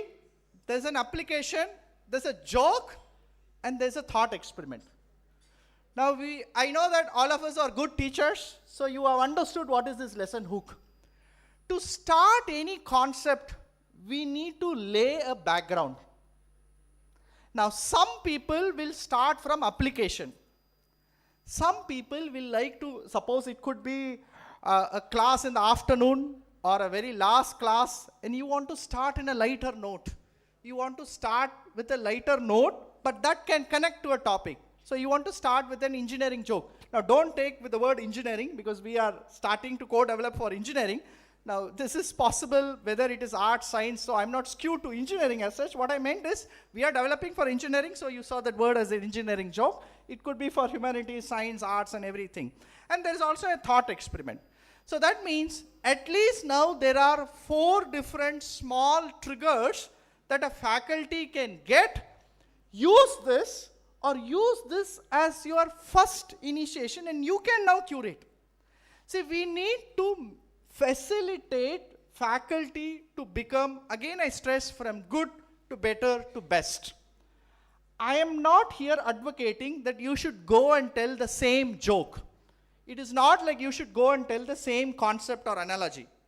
It is to give these ideas. Think if we have new faculties who have finished their PhD and joining to the profession for the first time. How are we going to enable somebody who is an expert in their domain? They might have got PhD from a very good institute, no doubt. But teaching is not only the subject matter expert, it's an art. It's an art of conveying things from somebody who has already known to somebody who wants to learn, who is not aware of it. So one strategy will not work. And we may not know how to guide all the teachers. There may not be time. But just see this. Think on the other end. I am taking thermodynamics for 10 years. Do you still want to use the same example 10 years? Then in the 11th year, your student will say, Naren, 4th class, 3rd minute, he will speak this sentence. He will decode you better than me, right? So only when I keep a sense of thrill, only when I keep a sense of surprise and suspense, the students will listen to us. If we don't keep that element of surprise, that element of suspense in the class, if the students are able to completely predict us what I will do in that class, then I think we are lost. right, then they are not going to come to the class. Or they are just coming to the class because attendance is taken, right? So if you have to make them to come to the class, they should wonder, oh, what he will tell today. And the creation of awe factor is something makes learners anchored to learning. For that awe factor, we need to facilitate the students, facilitate the faculty. And that is possible over now. So this lesson hook is something like a starter which will help you if you are very new, given a new course, or you do not know what is to be taken as an analogy, you can take example from this. Next time, you can innovate. You can build your own. The next one that I want to show here is on the Teach Studio. Now this is again menu driven. I don't need to tell. All of us are very good. So just choose, click Teach Studio. So under Teach, there is a Teach Studio. Choose a subject. Now choose a subject of your choice, the topic of your choice. You can choose here many contents. So the topic is actually segregated into small bits, right? So there is a bitwise loading of content. You can choose as many that you want. Then choose, it is for which level you want to do it. So do you want to do a beginner, an intermediate, or an advanced? Choose and level. What style of teaching do you want? Do you want to give a direct instruction? It is a peer-led activity. Choose something that you want. I want to choose a problem-based, right? And then choose generate. Now this login will be available with you. So you can go back and actually show this to your colleagues. You can also experiment a lot of things. I'm just showing you 2 or 3 menus. But you can go and experiment with the other menus also in all these functionalities. Now it does actually generate the lesson plan for you based on these topics for problem-based solving. Now, all this is AI generated. So this again, Dr. Shankar Sriram will add, you have to take it with a pinch of salt. It's not everything that the AI gives is factually truthful. Apply our mind. You need to apply our experience. Take ideas from this. If this is already very good, lucky. If this is not good, that's fine. But it will give you some idea on top of it which we can build. So always we suggest, me to all my colleagues or in general at Shastra, the policy is, we say that AI is the first solution. AI is my first answer, not the benchmarking answer, not the best answer. We'll take AI as something that we can start with. It's something, a good guess. If your guess is good, you can build a lot of things over it. So whether it is teachers or student, we want AI to be taken, but AI should not be kept as a benchmark or the best. AI to be taken as a starter. And on top of it, we can build it. Now you can download this, you can regenerate, you can build over this. And that's this app. That's all I want to show in this app. The learning decks and simulators I have already shown. The students also have an aptitude and a coding as part of this, but in the interest of time, I'm just skipping some part. One I'll just want to show you, which is something very recently, is an innovative assessment that we have brought in through this tool. I'll try to go into my login. It requires my login. Yeah. Okay, do you have professional ethics as part of your curriculum? Okay, there are many. Do you think that students also should have self-learning abilities, that they should learn in their own time scale, at their own, why they should learn in this hour? They have to learn over a period of 3 months. They can learn. So do you want this? Okay. Do you want it to be self-assessed also? Okay, good. So many of you want this.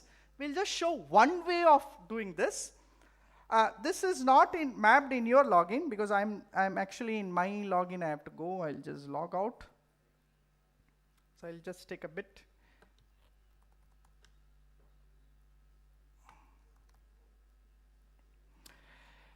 Now what we did is professional ethics. We created the content in this, right? And the assessment was done. We don't want to load a heavy assessment. What we did is we cut short the assessment as objective type so that you can just tick. Some are like case study driven. That's a very interesting thing. In a case study driven, it is not between the student A and the student B. Between student A and student B, there is an AA agent. The AA agent helps you to do certain things. The AA agent will give you a task. The student has to do the task.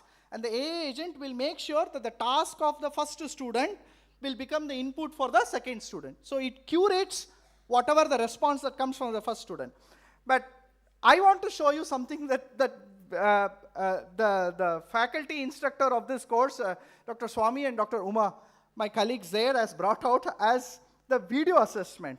Here, maybe I will take somebody. Right. I'm not going to play, I'm just going to show that there will be 2 questions which will come, and there is 2-minute time for every question, and the students have to speak, right? They have to speak from 45 seconds to 2 minutes, right? If they do tap switch, it will close, right? And whatever they have spoken is again digitized, transcript is done, and this analyzes what is their strength, what they've spoken, gives mark, all this. You can see here subject mastery, coherence, technical jargon, communication. There, is this point conveyed? Are you able to now understand? So there's a question coming up in the screen. You have 2 minutes to time, right? Okay. So the question here is, your team, this is a question, this is part of the professional ethics. Your team is building a new communication system for a client. You find a security flaw in the software that could risk users' data. Fixing it will delay the project because it's on a tight schedule.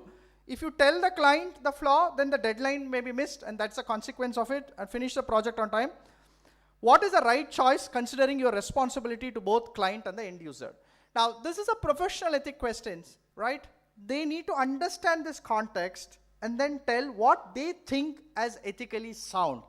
Because tomorrow, a similar situation in many different contexts will come to them in their own careers. This student actually spoke, and that is there as part of this video. She spoke something, and that is transcript here, and that is evaluated on this metrics, and the marks are generated. The ideation is from Dr. Swami and Dr. Uma, but this entire process is wrapped on a tool which is AI driven. The questions were curated by the faculty, and this course we are giving to about 2,000 students, 2,200 students. You can take a scale of 2,000. For 2,000 students we have to administer, and we don't want same question. We don't want this to be copied and everything else. So this question is not same for the next student. If I just open, it will be a different student. It will be a different question. And if you see, this question is very different from that question, right? This is a very generic. Describe the process of resolving ethical dilemma in engineering through utilitarianism, right?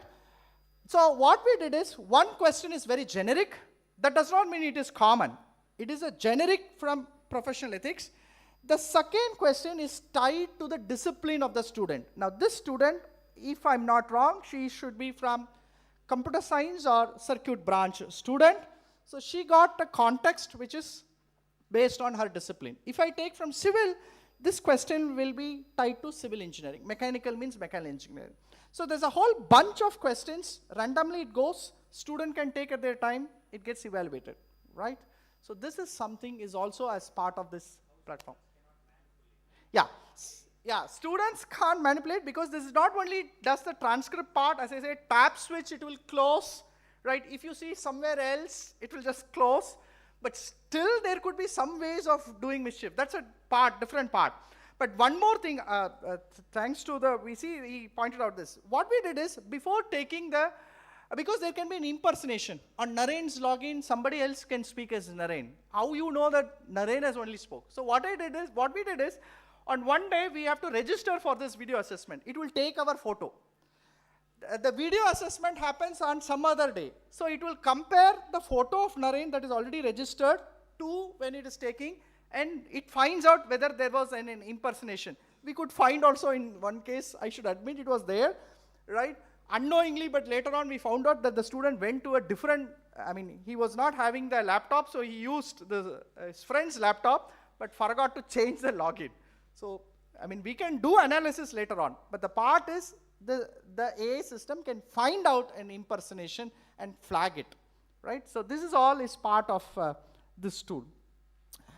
Now I'll go to the next tool, which is, now I'm skipping this part just for the sake of time. We can actually have data board analytics. So if you are administrators, senior administrators sitting here, HODs, deans, controller, examiner, registrar, principals, for them this could be something else.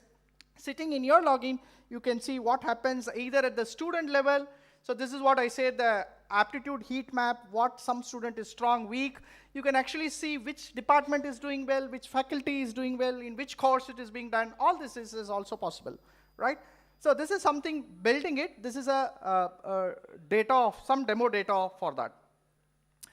I'll go to the third very interesting tool, and I'm sure that we are very happy internally also. This is developed fully at Shastra, right, by students and faculty.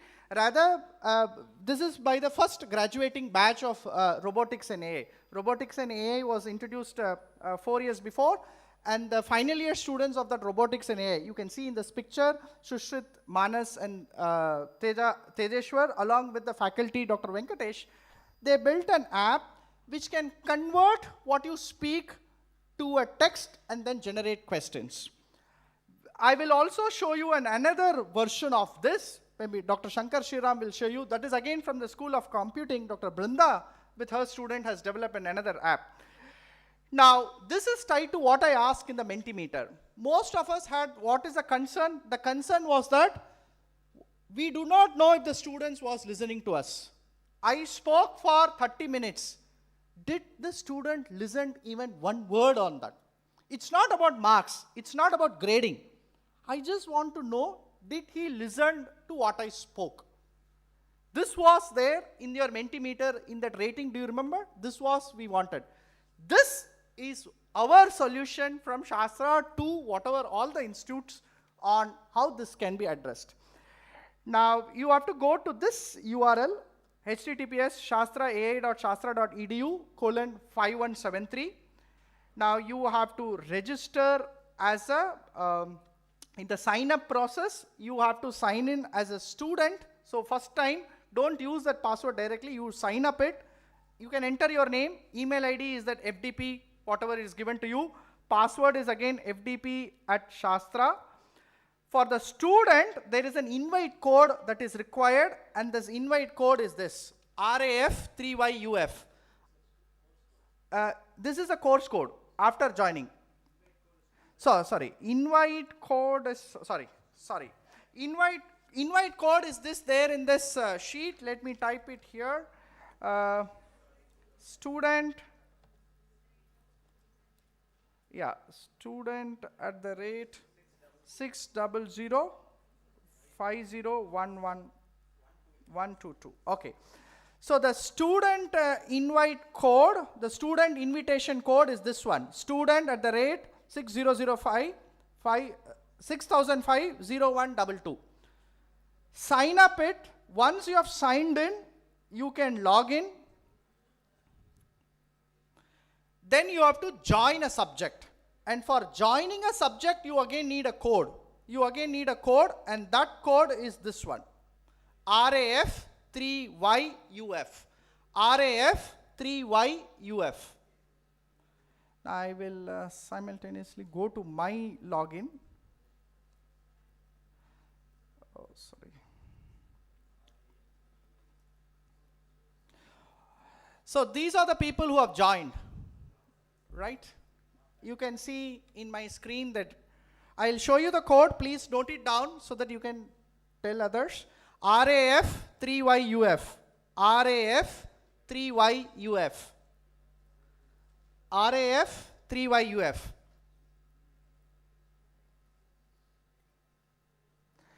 Now, this tool is running on one of our very good hardware infrastructure, which again Dr. Shankar Sriram will tell on his part.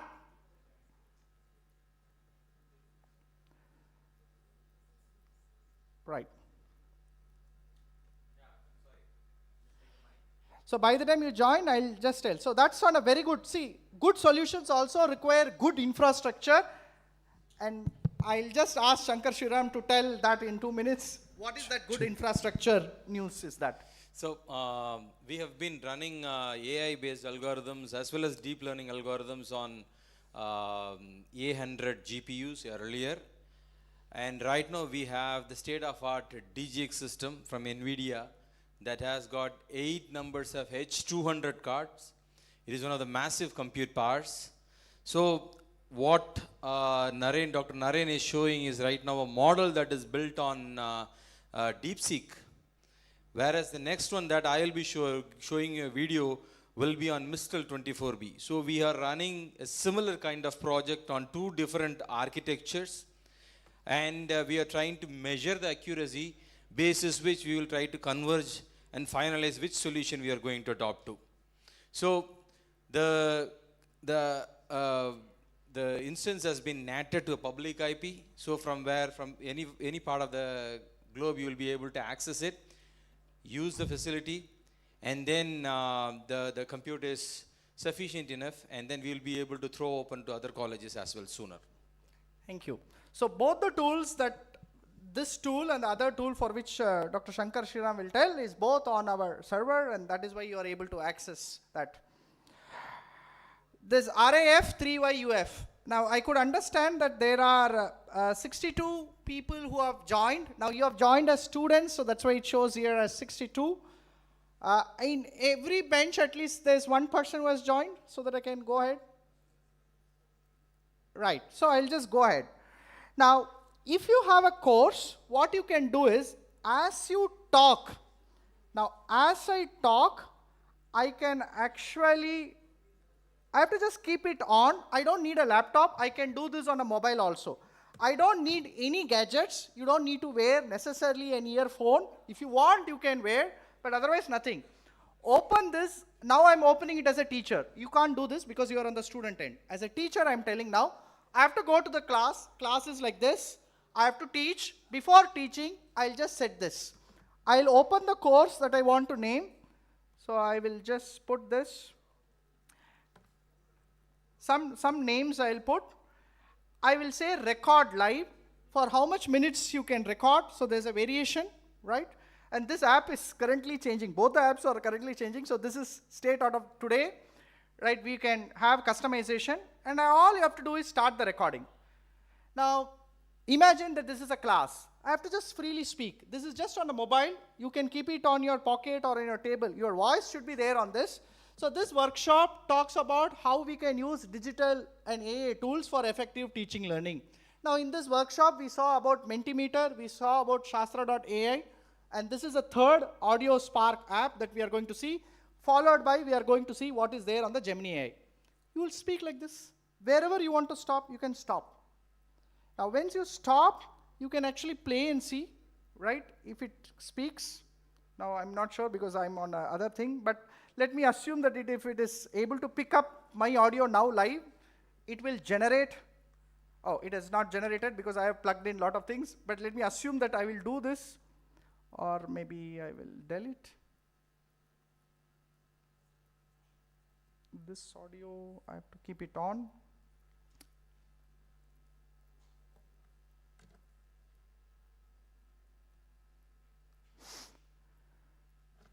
Okay, in this workshop, we are going to see what is the use of AI and digital tools, how AI and digital tools can be used for effective teaching learning practice.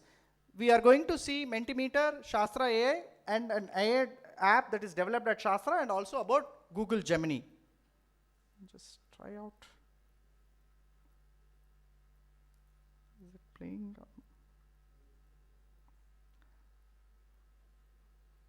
Oh, maybe I will try here. Okay, yeah. So I will log out.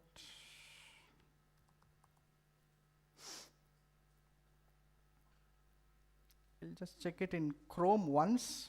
If it's not, I have already spoken yesterday and uploaded. I can use that. Okay, in this workshop, we are going to see how to use AI and digital tools for effective teaching learning. We are going to talk about Mentimeter, we are going to talk about Sastra AI, and this is an Audio Spark, which is an in-house developed app. We'll also talk about Google Gemini.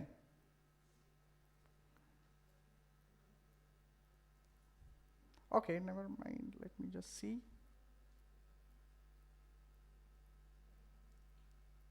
Oh, okay, yeah, good, it has captured. So this is what the sentence I spoke, right? Yeah, it is live.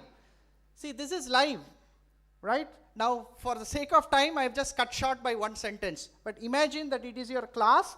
You don't need to do it for 5 minutes. You can do it for 15 minutes, 10 minutes. In the live class, as you speak, you have to just keep your mobile phone and then speak. It gets transcript. The transcript is ready. Now you can see this is what I spoke, and it will create a quiz. And this quiz, which it has created, will come here. You can, I have to go by the latest quiz. Yeah. Can you see here, the quiz questions are based on that transcript. Right? Whatever I spoke, just for half a minute or something when I stopped it, based on that transcript, this quiz is being generated. You have an option to edit. So you can edit, change the text. As I said, AI has to be taken with a pinch of salt. If it is not proper, you can edit it, you can change the response, and then save it. Now, by default, it will generate 25 questions. You can select which question the student should see. Now, if you remove this tick mark, you can see that it is hidden from the student. The student will not see this question. So if I remove some of these, that means you can see the number here, 21 out of 25 is selected. That means 21 questions only will get triggered. So you can curate this. Now this is for live. Now you don't want to do live. That is also an option that is available. I'll just show you quickly. What you can do is you can create this, instead of recording live, you can do an upload recording. What you can do is at your home or at your office, just speak for 10 minutes. If you know what you are going to teach the next day, speak that in 10 minutes, the core content part. Upload it, it will generate the questions, curate it, you just choose which questions it has to be popped up, edit it, and then directly schedule it. Now there is a scheduling option, you can just click it. You can actually say set now. So instantly if you are doing in class, it will go. If you want to do it for your tomorrow's class, you can actually schedule it, and then it will go to the people live. Now if I set now, and I say save schedule, now this is part of Digital Tools AI workshop, and you can actually see quizzes in your login. Now you can, I will go to now students login. I'll log out. Now you can see here, yesterday also I have done one, but I'll just log out.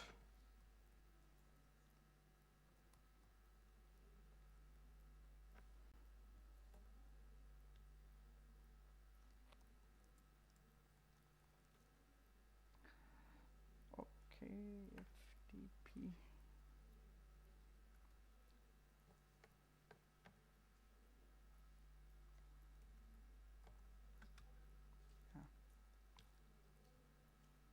Not sure which. Yeah. So I'm actually a student. In a student dashboard, you can actually see there are quiz. This quiz one is what I have given yesterday, and I could see 14 people have already attempted it. Is there anybody who is there here in these names? Good. So good. Right. So there are already people who are, now I am actually seeing from the student. As a student, I can see who are the top performers. I can myself attempt the quiz. I can just click this quiz and I can just attempt it. Right? I'm just now randomly attempting it, but you can read it and then you will be able to attempt the quiz. Is it clear? So there will be like 10 questions.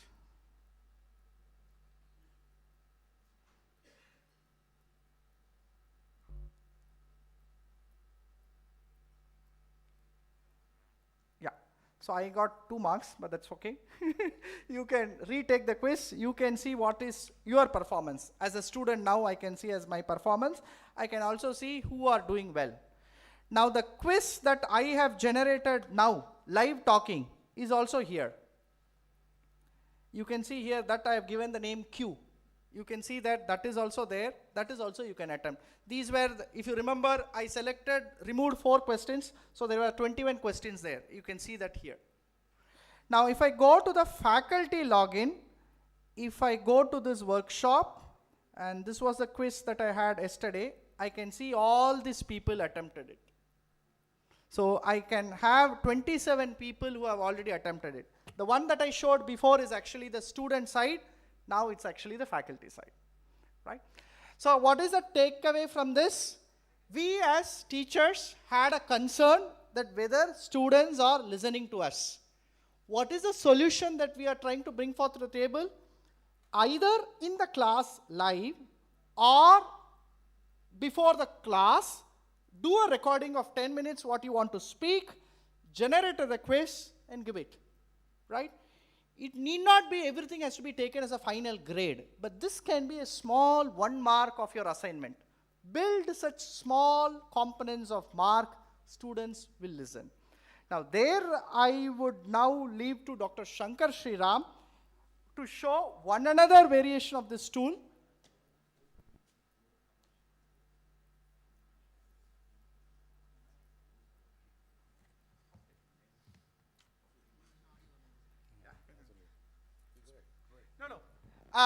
So this is from the Vice Chancellor. Before even we go for commercialization, we want institutes to use this so that you can give us feedback, what more features can be added in, whether did it really benefit you in terms of capturing the intended objective. The objective is not the tool. The objective is the student's attention be deciphered?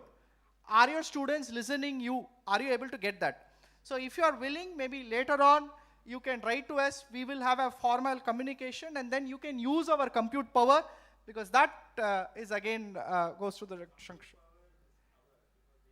Yeah, okay. So see, you don't need to build hardware in your institution. So it is only the login part that's going to come to your institute. It will be kind of a SaaS model. Software as a service, we will give you a service. You can just log in, use the facility, that's it. Enjoy the facility. Yeah. So hardware is our hardware. Like this, how you are doing it now, you can do it in your class. Thank you, Naren, for setting the pitch.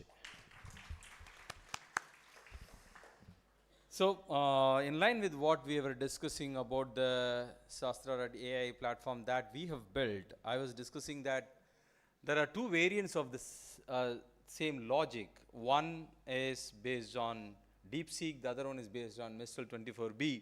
So what Dr. Naren showed was a DeepSeek variant of it. Right now what I'm going to show you is a Mistral 24B. I think the audio is, let me just play it. I've just recorded the video so that in the interest of time. No, it's not audible. The faculty's voice is in. Welcome to the AI-enabled classroom for teaching, learning, and evaluation. During the lecture, the faculty's voice is instantly converted into transcript. At chosen intervals, multiple choice questions are automatically generated, and the faculty can select relevant ones to poll students through their interface. Students respond within the given time frame, and the polling status is stored for evaluation and feedback.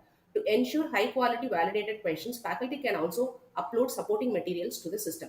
Instead of overwhelming students with bulk of MCQs, 1 or 2 carefully chosen polls open opportunities for deeper discussion around each question.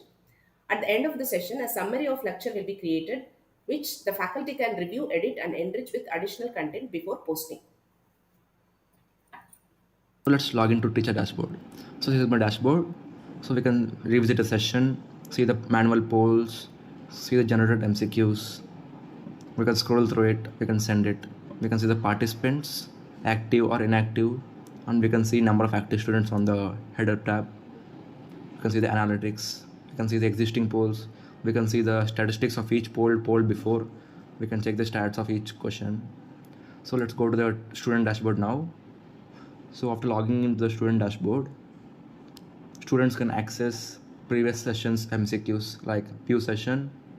We can join the live session for the polls. We can join the view session to see the previous polled MCQs.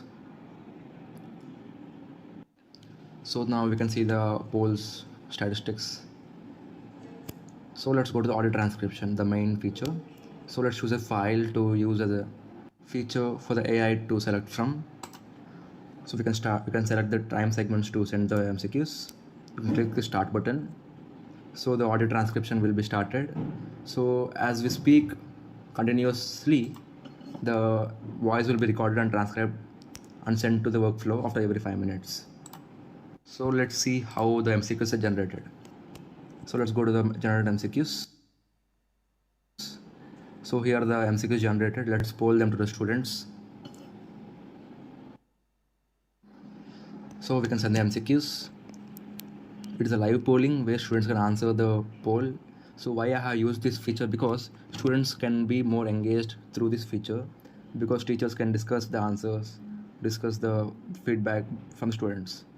So we can see the answers getting back from the students to the teachers as it starts, and we can see the correct answer and the explanation in the student dashboard. So let's try to do another MCQ. MCQ is polled. We can see it is received on the student side.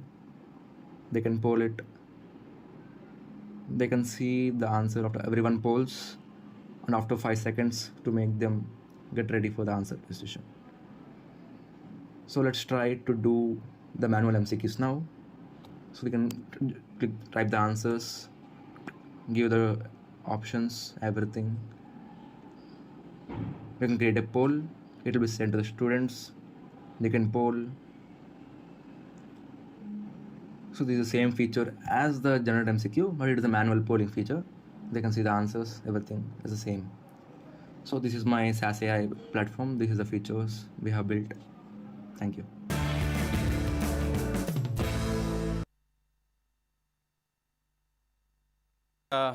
Some of our colleagues and students have jointly developed, and this we are evaluating along with the model that Dr. Naren was demonstrating. We will just convert soon based on the performance, on the accuracy level. We will be converging to one of the solutions. Now, coming back to this, how many of you have used Google Gemini? Few. How many of you have used Copilots? Okay, that's great. So there are a good number of faculty who have not used Copilots. What is a Copilot, by the way? Microsoft Copilot is a coding pilot, so he's going to help you out, right? So you can have Copilots from Gemini. You can have integrate that Copilot of Gemini with the VS Code. All of us should be using VS Code, right? So Git also has a Copilot. Git Copilot, how many of you have heard about Git Copilot? Right, so there are 2 or 3, right? So now, when we had an industry academia conclave where the industry experts said that when we are recruiting students, we actually invest on each student around $15 a year for knowing how to use Copilot. So they have to start using Copilot because it increases the productivity. So I would advise that you please carry these inputs to your students, and please ensure that they start using Copilot as a part of their programming exercises, or at least you ask them to use Copilots as a part of their project work that they are doing. I'll just show you how to integrate the Copilot in the VS Code. Most of the students use VS Code. So I'm just showing a quick video here. Gemini Code Assist.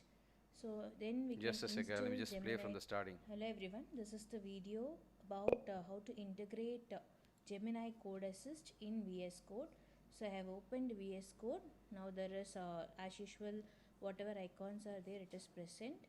So to include Gemini Assist, we need to go for extensions, and in the extensions you have to type Gemini Code Assist. So then we can install Gemini Code Assist. So now once it is installed, we will be getting the icon, that is Gemini Code Assist icon on the VS Code. After that, we can directly click on Gemini Code Assist and you can sign in with your Google account.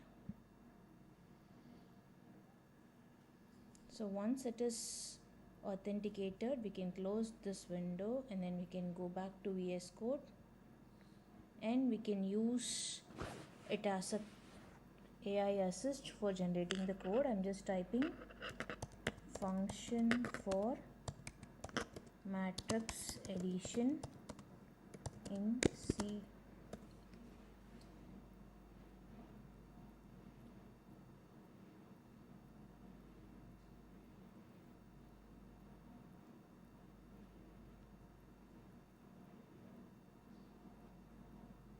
So show full block code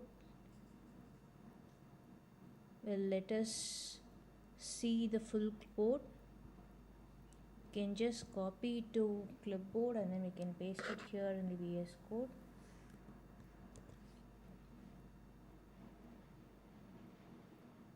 It has given the full code, so I have just deleted the previous one. And then we can execute this and get the outcome. Thank you. Now, by now you should have seen how to, okay. VS Code is an editor. Yeah, sorry. So this is a basic editor that you use for various coding languages. The VS Code is one such editor. So I'm just trying to integrate the Gemini as a plugin out there to help the student co-develop. The code will be developed by the co-pilot. So most of the industries are right now in need of people who have understanding of using co-pilots. That's the very purpose of having this demonstration. I thought, I'm sorry, doctor. I thought that everyone is on par with the same technology, and so your expertise is different, our expertise is different, right? So now, coming back to all of you are aware about the Google Classroom, right? So how many of you have used Google Classroom?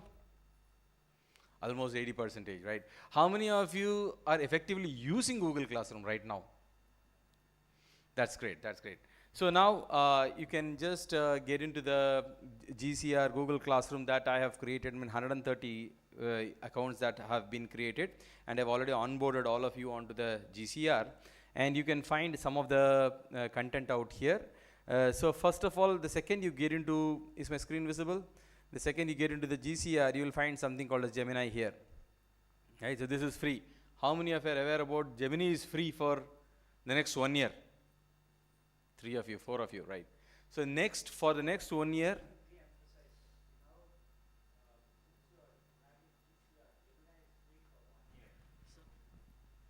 Many still are not aware that Gemini is, it's free for faculty also. So it's free for 1 year. So you have to start using Gemini also. Very few are aware of this. So you can start using Gemini for the next 1 year. Yeah. And let me just have a disclaimer as of now. So this is for institution, education institution. Let me have a disclaimer. We are not promoting any particular AI technology. So these are the options available. It is up to the organization to choose and adopt to a specific technology. I'm just sharing you the thoughts on what is the features that are available with Google Gemini. So now let me just get into this. First one, develop a unit plan. How do I develop a unit plan? So you have to again do prompt engineering. So what are the various prompts that you are supposed to make here? So I can just add something from the drive.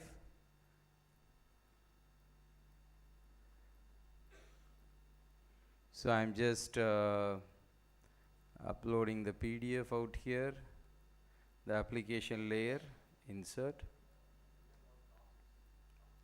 Yes, sir. Prompt is something that you will be specifying what kind of question you are going to ask and how you are going to be precise in asking the question. I'll just show a demo. So now out here, prepare a unit plan for the uploaded.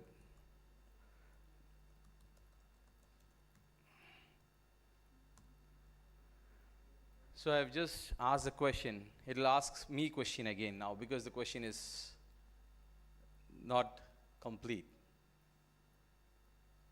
If it maybe based on the knowledge that it has taken yesterday, that same set of questions that I have practiced on that, it may. Now, thanks for sharing the presentation. It looks like a comprehensive overview of the application layer. To make sure the plan is good fit, could you tell me a bit about the course this unit is for? For instance, it is an introductory college level computer science course. Let me just put it like this.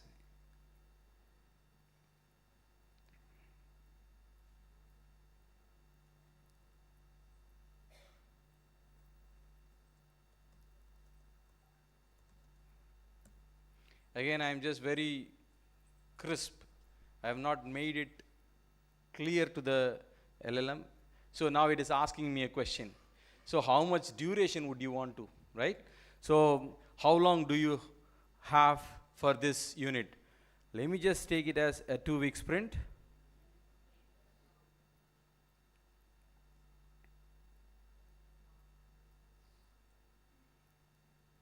So this is how you have to prompt. You have to refine the questions basis which it will start building the thing.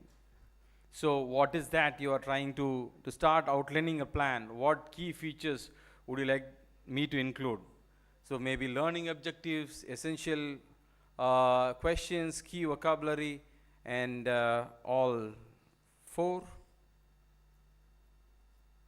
These are very simple way of giving the prompts, so that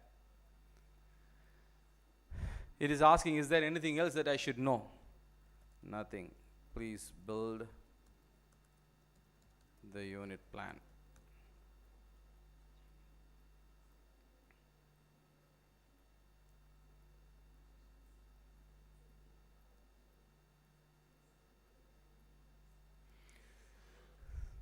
Yeah, here we go.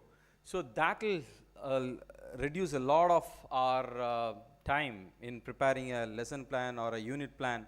So what is a unit plan for the application layer?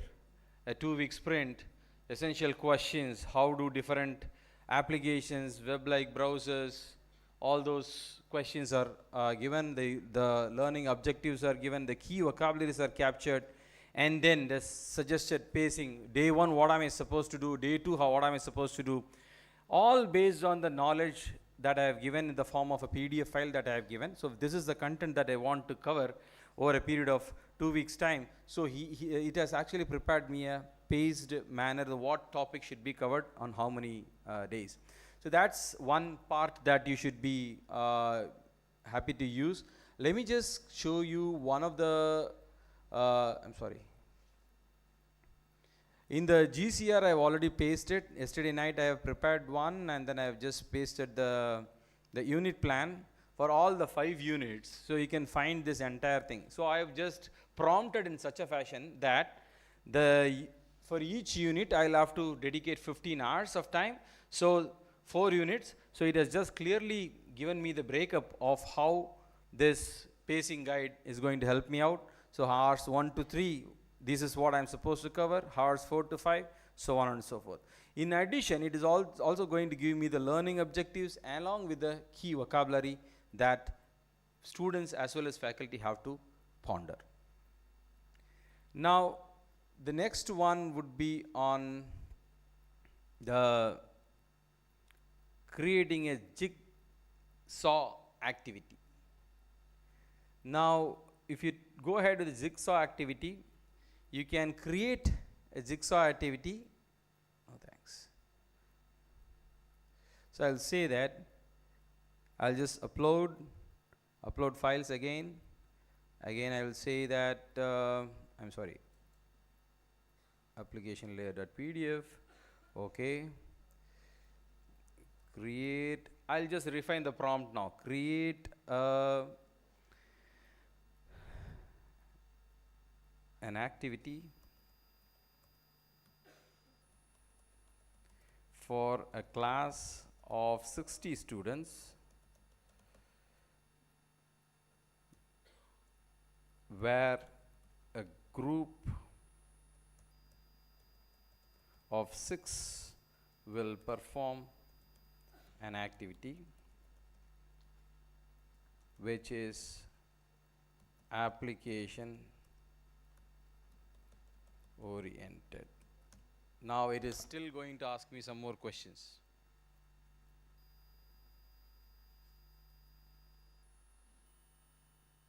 Oh, sorry.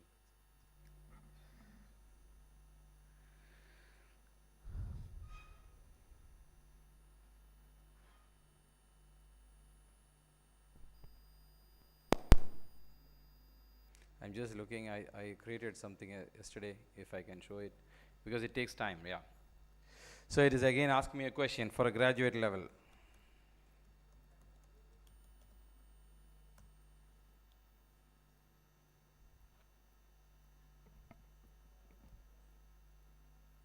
How much time? 50 minutes. So if I refine, okay.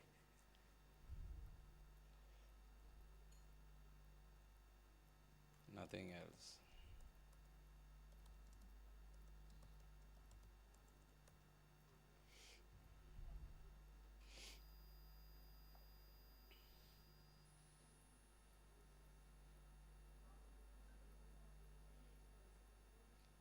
So yeah, here we find the jigsaw activity where you can have what are the various groups that are, how are you going to create. Group 1 gets a HTTPS scenario, group 2 gets a DNS scenario, so on and so forth. And then home group sharing, what is that? Each expert now has approximately 3 minutes to briefly explain their scenario, so on and so forth. It gives you the entire roadmap of this jigsaw activity so that you can just involve the students and make them participate in the class, right? That's one more thing. In the interest of time, because there's a problem with faculty members, we don't stop when we get a mic. So now, all of us, how many of you are aware about Notebook LM? Notebook LM? Great, 3 or 4. Now, this is a beautiful thing that you should be using. So I'm just getting into this. I've already created this content. You can have an audio overview. You just upload the content out here, and then you can ask for an audio overview. You can ask for a video overview. You can create a mind map. I'll just show you what a mind map is. It actually shows something like this. Basis the content that I have uploaded, it has created a mind map so that gives you the overall picture about what this content is all about. So from a medical perspective, you have a content, you can just upload it onto this Notebook LM, and you can ask it to create a mind map that gives you the holistic picture of what this content is all about and how things are connected with each other. So similarly, you do have web and HTTP, you have all the connected type of protocols and terminologies that students can easily understand. Similarly, for the soccer program, you will find something like this. So I also asked Gemini to create, Notebook LM to create some audio and video, which I have posted in the video support. You can find it here. So upon uploading a specific content, I had asked it to create a video so that students... All right, we are about to go on a really cool journey. We're gonna follow a single click. Yep, just one, from the moment you press that button across the globe and back again, all to pull back the curtain on how the internet actually works. You know, it feels we need to understand each other. And this is the translation problem the internet has to solve literally millions of times a second. So that's the video that is Gemini generated for the content that I have uploaded, right? The second one is, I can also create an audio for this, which I won't shut down the GCR tomorrow. You can have this GCR account for at least 10 days. You can just see the set of materials that I have already uploaded, which I have generated out of this Notebook LM. So you can find the audio support. So you can have a conversational mechanism of audio generation that has been created using... Today, we're really opening up the hood of the modern internet. We're going deep into the application layer. That's the layer you actually interact with, right? Your web browser, loading this page, your email, streaming video games, all that stuff. Exactly. Now you can see that it is creating an audio that is conversational, as though two persons are talking and then discussing about the syllabi, the content that I have uploaded. So that can give a small glimpse to the student that, okay, that's all about the specific concept. Now you can also create quizzes that you can use it for the students. You can find the FDP. I've just got a quiz that you can find a quiz, right? Application layer quiz, due by 2 p.m. Please join and then finish it off. So that's the quiz. So this quiz was also generated using Notebook LM.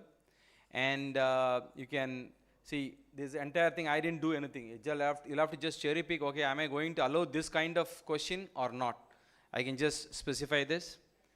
And I do have hooks that can be created. If I'm going to here, I mean, I can talk about flashcards as well. Flashcards that I've already created. Let me just check out if I have the flashcards. Yeah, here we go. So this is the flashcard that I've already created. So it is going to ask some questions based on the content that I have uploaded. So what are the two primary application architectures discussed for structuring network application?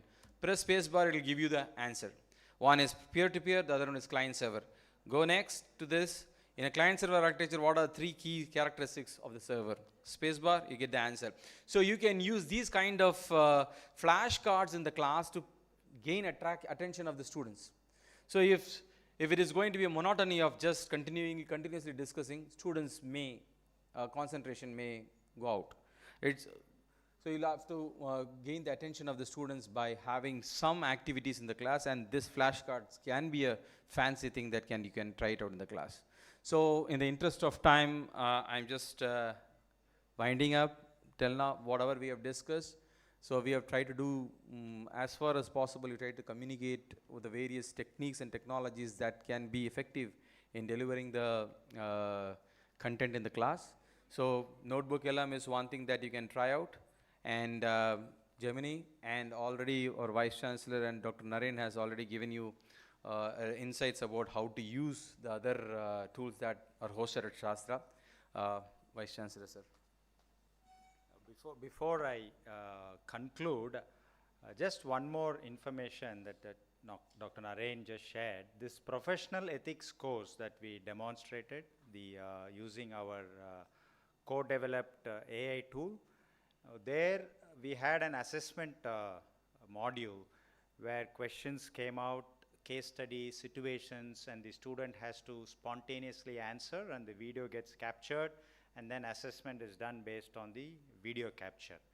Now we are now extending that beyond professional. That was developed for professional ethics course, but now we found that students actually wanted this type of a course to prepare them for the campus interviews.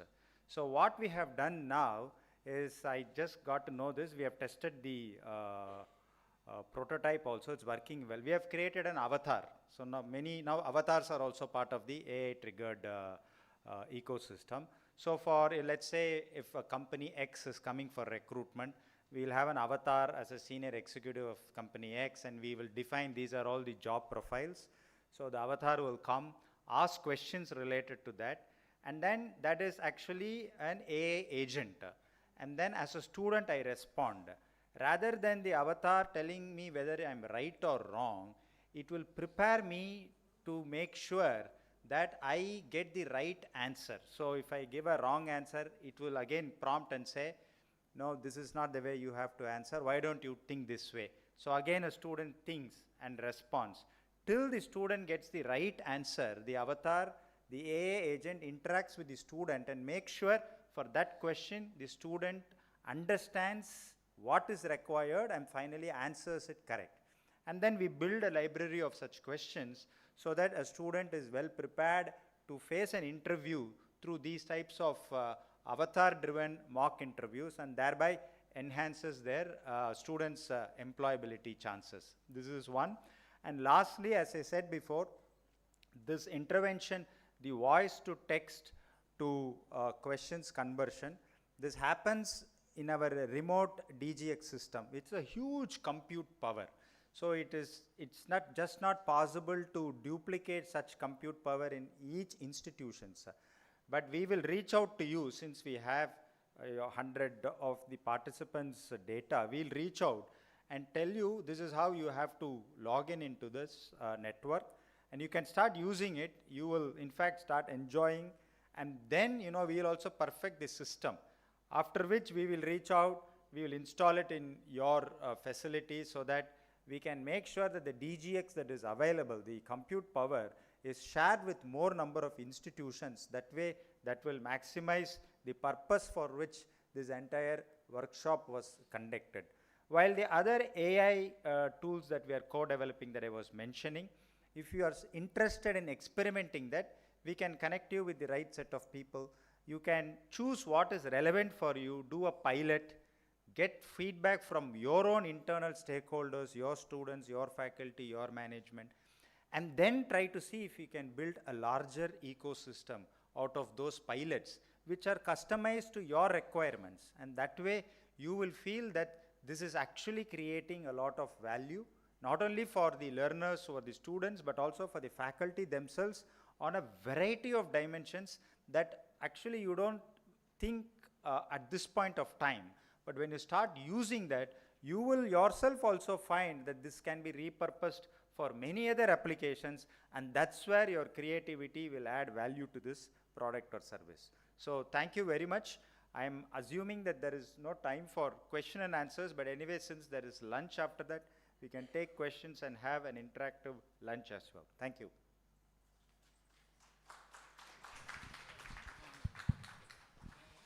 Thank you, sir. Thank you so much. Dear dignitaries, we request all of you to join for the lunch. It has been organized in the banquet hall and also on the sidewalks of Raj Bhavan, so you can carry your